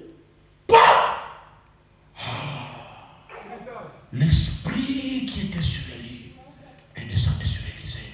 Et il est entré dans le ministère. Tu dois être préparé par tout le monde, par toute personne. Mais, en fin de compte, dans toute cette préparation-là, il faut que tu aies un père spirituel qui est derrière toi. Pourquoi? Parce que dans les principes bibliques, c'est toujours le père qui introduit son fils dans le ministère. Pour qu'il ne soit pas un fils, un bâtard ministériel. C'est le père, même Dieu, c'est lui-même qui a introduit son fils. Voici mon fils en qui j'ai mis toute mon affection. Mais après l'avoir préparé auprès des anciens, la Bible dit qu'il croissait en sagesse, en grâce et en stature. On ne peut pas croître en sagesse comme ça. On apprend les instructions, comment marcher, comment vivre, comment parler, comment faire ceci. C'est ça. C'est ce qu'il a fait pendant les 18 ans. Et quand le moment est arrivé, il va dire, voici mon fils en qui j'ai mis toute mon affection. C'est le père qui introduit le fils dans le ministère. Mais le problème qui se pose, c'est qui mon père? Est-ce que c'est celui qui m'a amené dans le Seigneur? C'est celui qui m'a encadré? Ça, c'est une autre question. Ça dépend. Celui qui a introduit Barnabas, qui a introduit Pierre, plutôt Saul, auprès de Pierre, Paul, ce n'était pas Ananias. Ce n'était pas les amis qui étaient avec lui. C'était qui? C'était Barnabas. Pendant la période de formation, Dieu te donnera quelqu'un qui va t'accompagner. Et généralement, c'est quelqu'un qui se connaît avec les aînés. Pourquoi? Pour qu'à la fin, quand l'heure va, c'est lui qui va t'introduire auprès des aînés. Et la Bible les appelle les plus distingués des apôtres. Ce n'était pas les orgueils. Pas les plus distingués, les plus considérés. Et il m'amena auprès de ceux qui étaient les plus considérés. C'est tout à fait normal. Je vais parler de ça maintenant. Dans le domaine de la mesure de grâce. Apôtre, lève-toi, s'il te plaît. Apôtre, lève-toi aussi. Viens, apôtre, s'il te plaît. Avec tout le respect. Il y a encore un autre apôtre aussi. Viens, apôtre. Il y a encore un autre apôtre. En tout cas, les apôtres, s'il n'y en a pas. Voilà. Nous sommes tous des apôtres, n'est-ce pas? Nous avons tous la grâce apostolique. Mais les mesures de grâce, là, il y a une différence. Ma mesure de grâce apostolique n'est pas la même mesure qu'il a. Oui. Sa mesure est différente de la mesure qu'il a reçue. Oui. Et sa mesure est différente de la mesure qu'il a reçue. Maintenant, c'est partant de la différence de mesure. Cette différence de mesure, c'est ce qui détermine le niveau de l'autorité et même de l'espace de l'étendue du travail. C'est comme qui dirait dans l'Ancien Testament, tel est établi chef de 1000, lui est établi chef de 100, lui est établi chef de 10, et moi je suis établi chef d'une seule personne.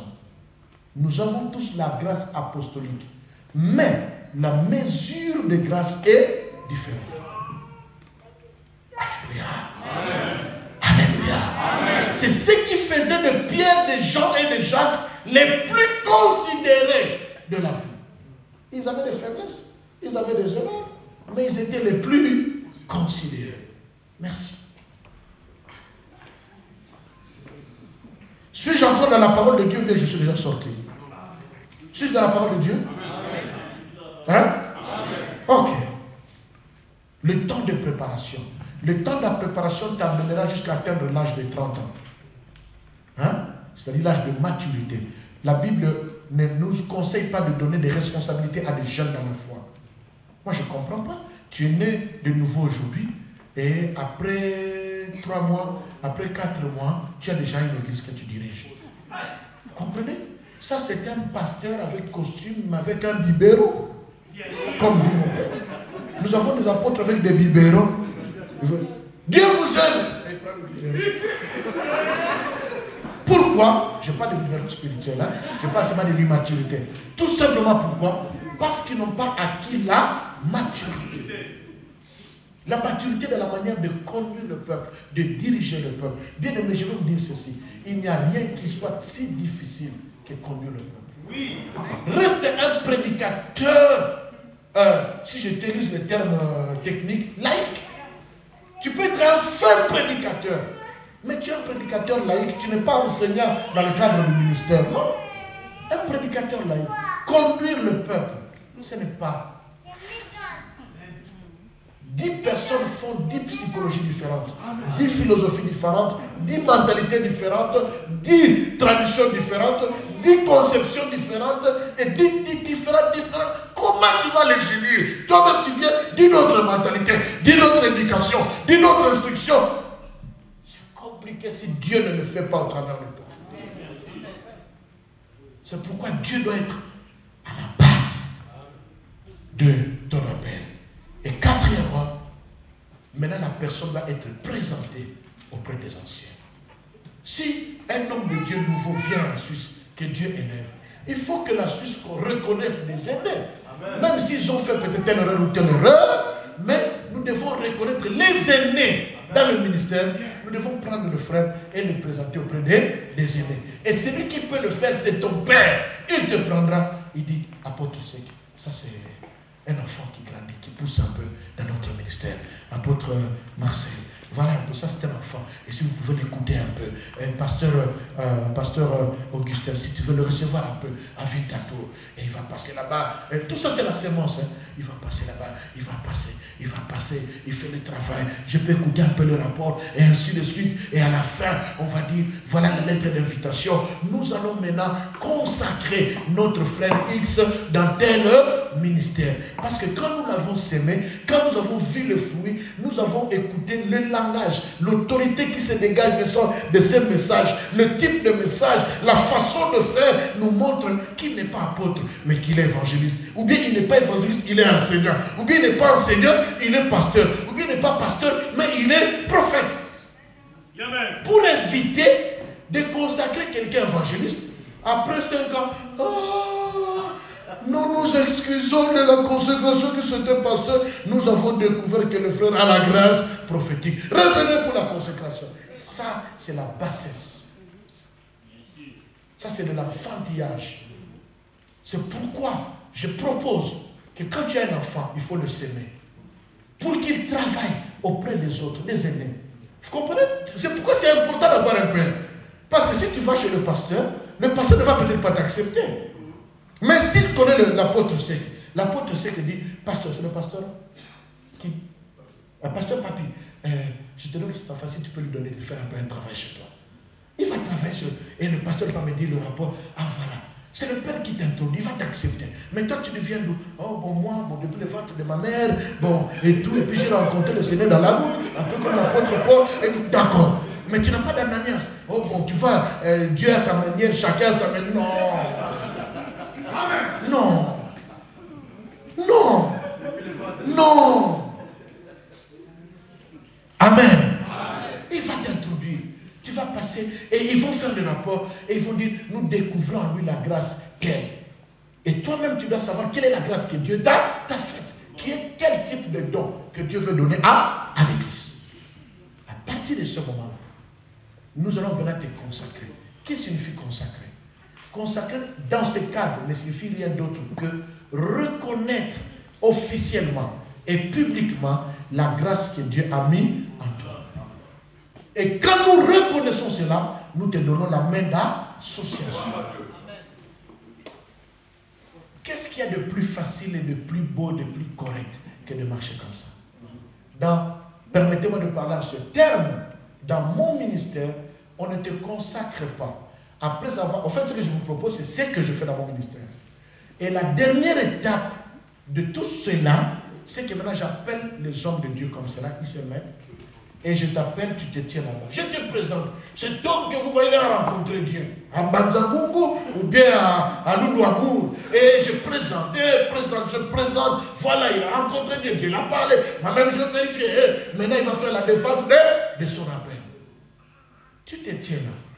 Tu nous racontes comment Dieu t'a appelé. Où est-ce que Dieu t'avait appelé? Comment c'est passé? Qu'est-ce que Dieu t'a dit de faire que tous ceux qui sont passés avant toi n'ont pas encore fait?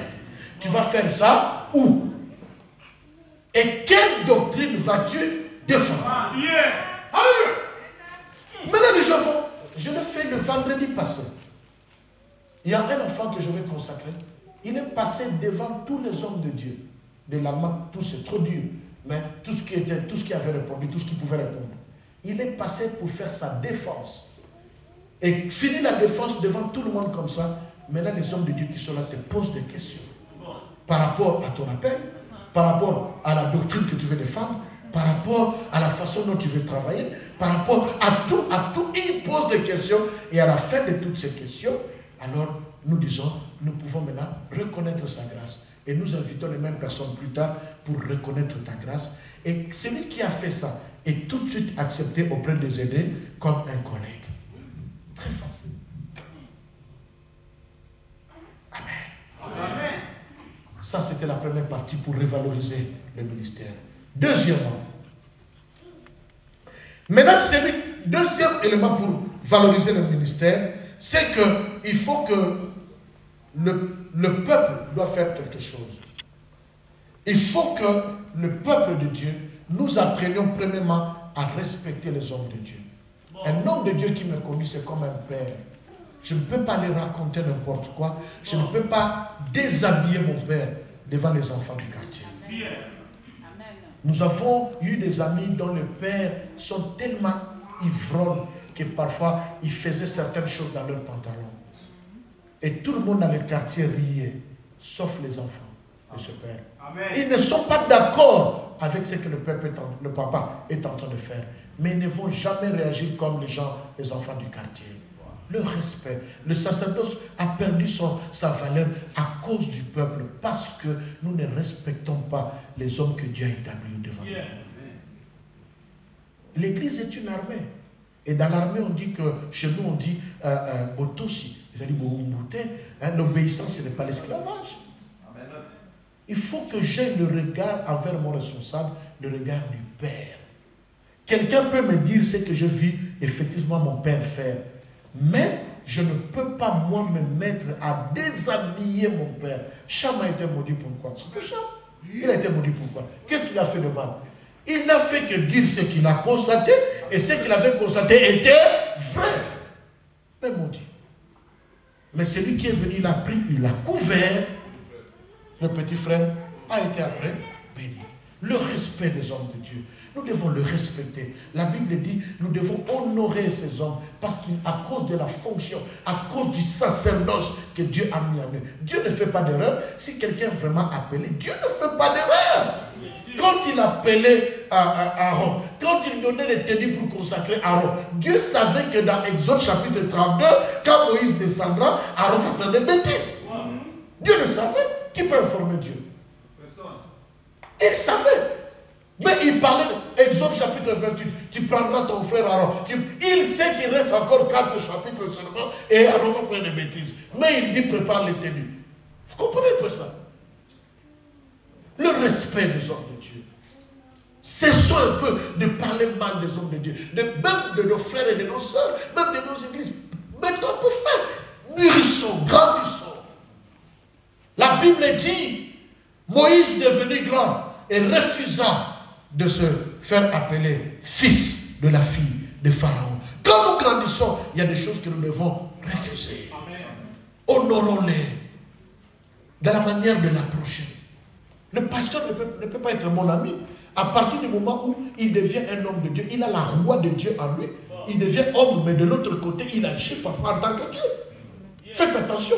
Le problème avec les gens de la ville de Jésus, c'était quoi? Ils regardaient Jésus sous l'aspect naturel et il n'était jamais béni. Mais ceux qui étaient en lui ne connaissaient pas l'aspect naturel, fils de Joseph et de Marie, comme la Bible dit. Mais ils voyaient tout le monde l'aspect prophète. C'est pourquoi ils étaient bénis. dans la manière d'approcher l'homme de Dieu, de parler à l'homme de Dieu. Est-ce que je suis en train de dire qu'on ne peut pas donner des conseils à l'homme de Dieu? Est-ce qu'on ne peut pas reprocher à un homme de Dieu? Je peux lui parler, mais quand et comment je peux lui parler? C'est même un problème d'éducation de la famille. Ce n'est même pas un problème spirituel, c'est un problème d'éducation. De par mon éducation, je crois que tous ceux qui m'ont entendu l'appeler vieux. Parce qu'il est mon vieux, apôtre, même si je deviens quoi, il reste mon vieux. Et il a le droit d'être apôtre. Non, ça je ne suis pas d'accord. Et il le fait. Quand il y a quelque chose qui ne marche pas, il lève sa voix et il parle. Et d'ailleurs, c'est bien d'avoir quelqu'un que tu respectes. Dans notre dialecte, on dit ceci. Je ne dirai pas ça dans notre dialecte. Mais on dit que la rivière n'a jamais eu de conducteur. C'est pourquoi la rivière est tortueuse. Il faut toujours, chaque homme de Dieu, même si tu n'as plus de père, tu dois trouver quelqu'un qui est au-dessus de toi. Quelqu'un que tu respectes et qui peut te dire stop, attention, va à droite, répands-toi quand même, va devant le Seigneur, demande pardon. Si tu n'as plus personne, c'est fini. La Bible dit dans Ecclésiaste, je vis un homme élevé. Au-dessus de cet homme élevé, il y a un autre homme élevé. Et au-dessus de cet homme élevé, il y avait encore un autre homme élevé. Un homme élevé doit toujours avoir un autre homme élevé au-dessus de lui. Quelqu'un peut dire Amen. Amen. Ça nous aide, ça nous sécurise, ça nous protège. Moi, j'ai mis des garde-fous. Je ne vais pas dans certains pays sans contacter ces personnes-là. Vieux, on m'a appelé dans tel endroit, qu'est-ce que tu dis? Je l'écoute. Ce n'est pas en fait que Dieu le met sur mon chemin. Il a la sagesse, il a l'intelligence que moi je n'ai pas. Il voit ce que je ne vois pas.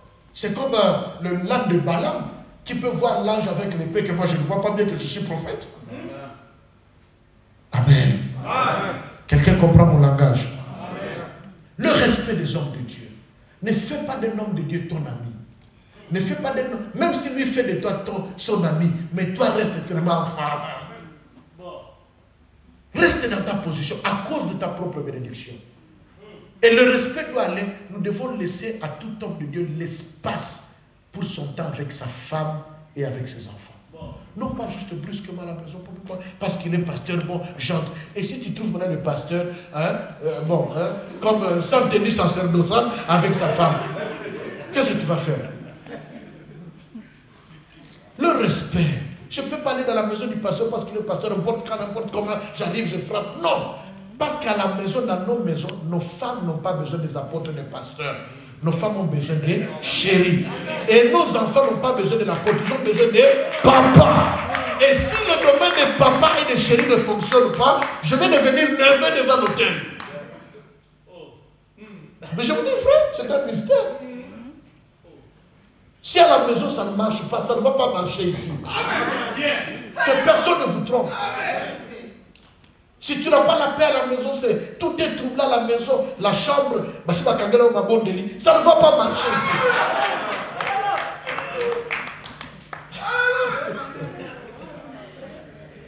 Alléluia. C'est pourquoi l'homme de Dieu est homme. Il a besoin de vivre, de passer les temps sentimentaux avec sa femme, avec les enfants. Si tu veux me trouver avec mes enfants, tu vas douter de tout ce que je prêche. Je vous dis ça. Parce que dans ma maison, je mets ce qu'on appelle en français belge culotte. Hein? Parce qu'en français, si tu vas dire culotte en français, il faut faire attention avec ça. Je parle de français belge. Je porte culotte, parfois torse nu. Et je fais pounda. Mon fils monte là derrière. Qui va? Et c'est celui qui nous a prêché hier. Mais c'est lui. Seulement à la maison, il est père. Je ne suis pas apôtre à la maison. Si j'amène l'apostolat à la maison, comment nous allons voir mes enfants?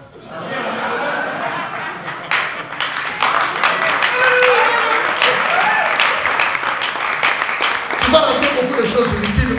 À la maison, sois père et chéri. Quelqu'un peut dire Amen. Quelqu'un peut dire Amen. Ne provoquez pas des jeunes comme ça. Encore une semaine jeune. Si la femme commence à se plaindre à cause de ton jeûne là, les jeunes est annulé au ciel. Parce que la Bible dit, après l'accord, vous allez prier un temps afin de revenir.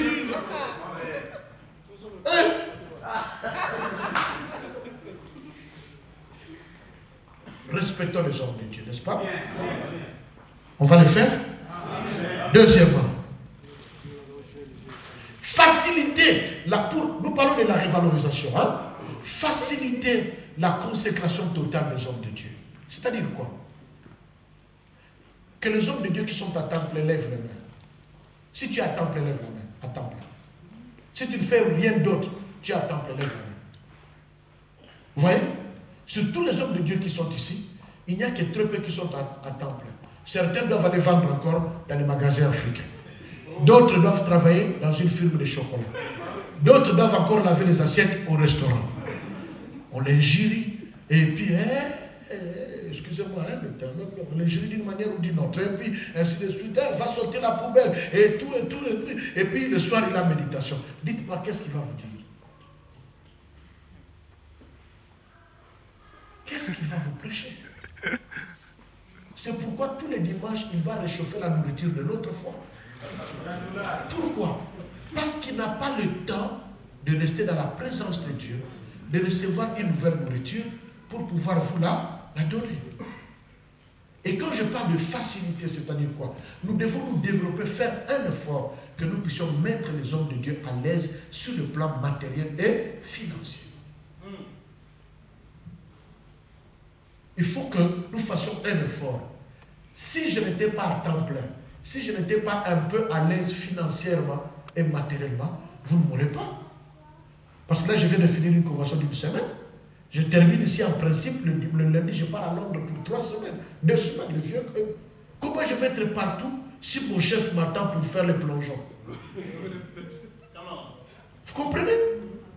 Alors, parfois nous demandons trop aux hommes de Dieu. Ah, ces jours-ci, j'ai l'impression que Dieu ne lui révèle plus de choses. Mais il va lui révéler comme ça, il va travailler le tour la nuit. Et on l'injurie au travail. Parfois, son chef, c'est une femme. Son chef direct, c'est une femme. Sors la poubelle. Hein? Bon, tu n'as plus rien fait. Ah, bon, tu n'as pas... Va nettoyer les toilettes. Pasteur, je me souviens d'une soeur, à un certain moment, nous ne savions pas quoi faire. Nous avons trouvé un travail, moi et mon collaborateur, dans une compagnie. Qui faisait la compagnie? La compagnie avait pour rôle de pouvoir, quand on amène les poubelles de la ville, de toute la ville, on vient jeter ça. Maintenant, ça passe sur le flipsboard, comment on appelle ça en français? Un tapis roulant, ça passe sur le tapis roulant et vous êtes là maintenant, vous choisissez. Vous prenez les papiers, vous mettez ici, les verres, vous mettez là-bas, les pampers. Maintenant, quand vous faites ça, nous étions engagés, un autre pasteur et moi, l'apôtre, devant le flipsboard. Pampers, et puis, après quelques temps, après, comme la société ne fait exception de personne, ils ont engagé encore 3 fidèles. Les fidèles étaient là-bas. Quand ils voient les papiers, et puis ils voient quelque chose, tout le monde évite de toucher ça, parce qu'il y a tout. Hein. Là, ils viennent de toucher. Maintenant, ils regardent parce qu'ils ont touché ça. Maintenant, le même pasteur-là va venir devant.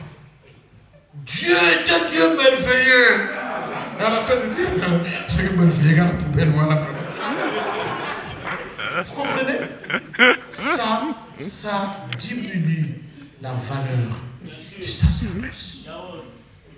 Que Dieu aide nos églises, qu'il vous donne du travail, qu'il vous donne du travail.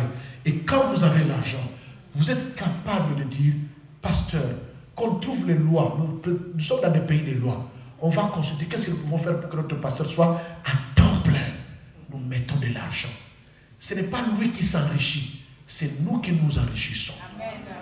Parce qu'il est à temps plein, il peut être à l'aise. Chaque fin du mois, les mamans peuvent s'organiser. Un sac de riz, un sac de semoule, un sac de quoi. Ça vous coûte combien? Vous allez donner dans la maison du pasteur. Le pasteur n'a plus de voiture. Un frère peut dire, bon, je vais m'occuper un peu de prendre de temps en temps des enfants et l'amener. Juste pour donner à l'homme de Dieu le temps de rester avec la Bible. Fouiller et trouver des nouvelles choses pour nourrir son peuple. Moi, je dis ceci. L'une des plus grandes choses qu'un pasteur puisse faire, c'est d'endormir son auditoire. C'est-à-dire, le peuple ne sent plus rien de nouveau en toi. Ça, c'est très grave pour un pasteur. Parce que c'est comme si tu caducares, comme on dit en portugais.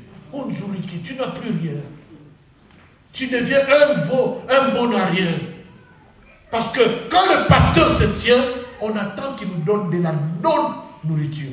Mais s'il est toujours là-bas, à gauche, à droite, pour revaloriser le ministère, nous devons veiller à cela. Alléluia. Alléluia. Alléluia. Troisième groupe. Qu'est-ce que l'homme de Dieu doit faire? Ce que nous devons faire, je ne vais pas commenter. Nous devons régler notre conduite tenant compte de la dignité sacerdotale qui nous est conférée. Nous avons fait tous des erreurs. Nous avons fait des manquements. Peut-être parce que nous n'avons pas considéré la valeur que Dieu nous a donnée. Mais qu'à partir d'aujourd'hui, nous puissions dire, Seigneur, pardonne-nous. Mais à partir d'aujourd'hui, nous voulons donner la valeur à ce que nous faisons. Amen.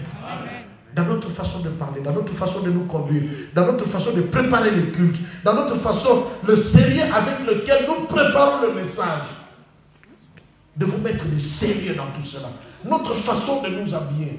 Je ne peux pas venir ici avec des cheveux grillés, les pantalons, avec des ceintures, les étirettes ici à gauche, à droite. Et puis, dès que tu tournes, c'est 6600 volts derrière. Et puis, bon, juste quand tu fais, c'est écrit ici un peu Dolce Gabbana. C'est bien tout ça si tu veux. Mais je passe 2 évangiles. Nous devons mettre le sérieux. Nous sommes le gouvernement céleste sur la terre. Moi, je n'autorise même pas un frère venir faire la modération en tenue de sport. Ça, c'est manque de respect devant l'autel de Dieu. Je ne lui demande pas de se mettre avec des habits somptueux, mais je lui demande d'être propre et présentable. Même si la chemise coûte 10 francs, bien soignée, bien repassée. Non pas que tu vas dire, Alléluia, la chemise blanche. Non. Lave la chemise, même s'il coûte 10 €. Lave la chemise, nettoie la chemise, repasse-la bien et mets ta chemise. Nous devons veiller même aux pantalons que nous portons. Ça ne doit pas prêter à une certaine curiosité. Non, tout ça, on apprend ça même dans l'homilétique. Nous devons nous comporter d'une certaine manière, de manière à donner de la valeur au travail que nous faisons. Cela n'empêche pas que nous puissions vivre avec le peuple comme des frères et des sœurs. Parce que l'autorité ne s'acquiert pas. Quand tu es autoritaire, tu es autoritaire. Tu peux manger avec le peuple sur le pavé. Mais quand tu dis, j'aimerais que vous puissiez aller faire l'intercession, sans gronder, sans crier, ils vont obéir. Parce que Dieu a fait reposer l'autorité sur tes épaules, sur le peuple que tu diriges. Parce que quand il t'appelle, il te donne l'autorité aussi. Amen. Troisièmement, savoir jeter le manteau. J'en ai déjà parlé. Refuser les acclamations des hommes. C'est bien, les acclamations des hommes. Mais n'oubliez pas les mêmes personnes qui ont acclamé Jésus. C'est les mêmes personnes qui ont dit, tuons-le. Les mêmes personnes qui vont te jeter les pannes. C'est les mêmes personnes qui vont retirer les pannes pour te frapper les mêmes pannes dessus. Soyons capables de dire, si Dieu le permet, Psaume 111, verset 1, je crois. Non pas à nous, non pas à nous, mais à Dieu revienne toute la gloire. Amen. À Dieu revienne toute la gloire. Nous ne sommes pas dignes de sa gloire. S'il y a une seule chose que le Seigneur, il peut te pardonner toutes choses, mais une seule chose que Dieu ne pardonne jamais, c'est sa gloire. Amen. Et tout le trouble est entré au ciel à cause d'une créature qui était très belle. Que s'il m'a recevé aussi des honneurs d'autres anges et qui se dit, est-ce que je ne suis pas éternel?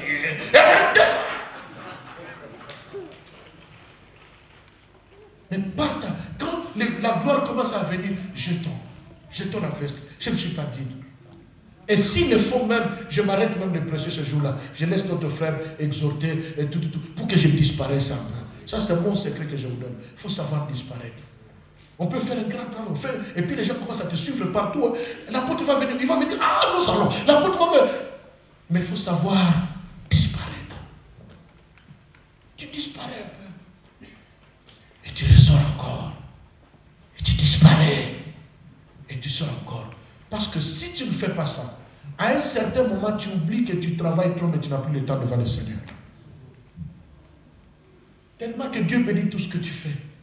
Tu oublies que le Seigneur t'attend. Ça fait des jours que tu t'es perdu. Et il t'attend un peu là pour que tu reviennes pour une certaine intimité. Quelqu'un peut dire Amen. Amen. Quelqu'un peut sincèrement dire Amen. Amen. Nous devons faire beaucoup de sérieux, mettre beaucoup de sérieux aux candidats, n'est-ce pas, au ministère. Nous ne devons pas consacrer les gens comme ça à la hâte. Bon, ce frère, je l'aime et puis je le consacre. Nous nous détruisons nous-mêmes. Nous devons mettre le sérieux. Je vous donne un peu mon exemple. C'est juste un sérieux commun qui fasse que lui-même, quand il entre dans le ministère, il entre avec beaucoup de sérieux. Et ceux auprès de qui il est en train de dispenser ses grâces, le regardent aussi avec beaucoup de respect. Nous devons être minutieux, nous devons être sévères. Non pas, moi, mon père était tellement sévère avec moi qu'un jour, j'ai dit que mon père ne m'aime pas. Est-ce que vraiment mon père est mon père? Tellement qu'il était sévère avec moi. Mais quand ça forgeait mon caractère quelque part, je suis reparti à Kinshasa, rien que pour dire à mon père, papa, je vais te dire merci d'avoir été si sévère avec moi. Parce que les amis de mon âge, quand je regarde ceux qui sont devenus, aujourd'hui ils m'appellent vieux alors que j'ai le même âge qu'eux. Mais c'était à cause de la sévérité de mon père. Un père qui est sévère, il ne veut pas te détruire. Et tout père doit savoir que les fils sont comme des flèches dans ton carquois. Et la flèche va toujours plus loin que celui qui l'a tiré. Quand tu sors un enfant, nous devons être prêts que nos enfants aillent plus loin que ce que nous avons fait. Je ne peux pas être jaloux si mon fils est maintenant béni plus que moi. Il a des maisons plus que moi. Dieu l'utilise dans l'onction plus que moi. Mais ça doit être le souci de tout père. Même nos pères naturels, ils disent quoi? Tu dois aller loin. Parce que moi, je ne suis pas allé loin. Moi, je ne suis qu'un charpentier. Mais mon fils, je ne veux pas que tu sois un charpentier comme moi. Sinon, tu vas souffrir. Je veux que tu étudies, que tu ailles jusqu'à l'université. Il y a des pères qui ont volé de l'argent. Il y a des pères qui ont détourné de l'argent pour que seulement l'enfant aille plus loin que lui. Nous devons aussi dans le ministère accepter que nos enfants aillent plus loin que nous. Amen. Mais pour que nous puissions délancer, il faut que tu sois aussi toi une flèche d'amour. Et la flèche ne sort pas toute seule. Amen. Si je cours, par le fait de courir, la flèche sort et tombe, la flèche n'ira pas loin. Si je fais une souche, et puis comme ça la flèche tombe, tu n'iras pas loin. Pour que la flèche aille loin, il faut que je sorte la flèche et que je puisse lancer la flèche. Et la flèche ira plus loin que le chasseur. La flèche va tuer ce que je ne peux pas tuer. La flèche peut pénétrer là où je ne peux pas pénétrer. Vous êtes des fils de flèches dans les coins. On n'a pas dit des enfants, des fils. C'est le psaume 127, verset 4. Amen. Amen. Amen. Cinquièmement, nous devons remettre les choses à leur place, les fonctions à leur place et chacun à sa place dans l'église. Nous devons restaurer les choses à l'église. Les musiciens, qu'ils soient des enfants nés de nouveau, convertis. Les choristes, convertis. Les diacres, convertis. Non pas celui qui donne beaucoup plus d'argent. Non! S'il veut partir avec son argent, qu'il parte avec un son, le ministère ne terminera pas. Dieu enverra d'autres corbeaux pour me donner de l'argent. Mais je ne peux pas le placer diacre ou ancien ou chef d'intercession ou de musique parce que je me sers de sa voiture. Non! Ça gâche les sacerdoces. Et le respect des sacerdoces est fini. Chez moi à l'église, même celui qui fait la modération, si tu n'es pas encore consacré au ministère, tu ne montes pas sur le podium où je prêche. Et je leur dis, ce n'est pas que je suis mieux que vous tous. J'ai des erreurs, j'ai des failles, j'ai besoin de conseils, j'ai besoin de corrections.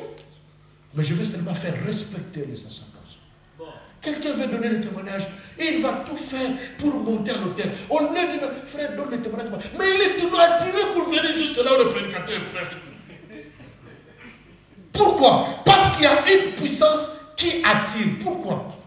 Quand on faisait un hôtel comme celui-ci, c'est votre hôtel, hein? Cet hôtel, je m'en doute que cet hôtel, avant de le placer dans l'église, on a respecté les principes. Je m'en doute. Est-ce qu'on a prié pour l'hôtel? Est-ce qu'on l'a sanctifié? Est-ce qu'on a oint d'huile? Est-ce qu'on a proclamé les paroles sur l'autel? Parce que l'autel peut sanctifier l'offrande. Tu amènes l'offrande qui est impure, mais l'autel en lui-même sanctifie l'offrande. L'autel, c'est le lieu de refuge. C'est le point de contact. C'est pourquoi dans l'Ancien Testament, l'autel avait des cornes. Il y avait toute une cérémonie appropriée à l'autel. Pas le temple. Le temple fait la dédicace. Mais l'autel, toute une cérémonie purifier, sanctifier, faire des inscriptions, parler, proclamer, rendre l'huile et dédier l'autel à Dieu. Parce que ça devient un lieu de rencontre. Et quelqu'un qui courait, qui a fait du mal, si vient se cacher auprès de l'autel, on ne doit pas le toucher. Il y a même une loi en Allemagne, si tu fouilles dans le temple, dans la parcelle, même si tu as mal fait, on ne te poursuit pas. Mais dans la Bible, il y a des réfugiés qui se sont allés se réfugier auprès de l'autel. Parce qu'on dit qu'il est allé se réfugier auprès de Dieu. Avant qu'on te tue, il faut qu'on te retire de l'autel. C'est tout un mystère. Il y a ce mystère-là qui fait que les gens sont attirés. Même un témoignage, même s'il n'a pas de témoignage. Alléluia! Amen. J'étais dans l'église et je n'avais pas l'argent, mais je suis monté par la foi. Et quand je suis arrivé juste à l'année prochaine, j'ai vu juste le contrôleur entrer le devant. Oh, c'était mon arrêt et je suis descendu. Devant l'autel.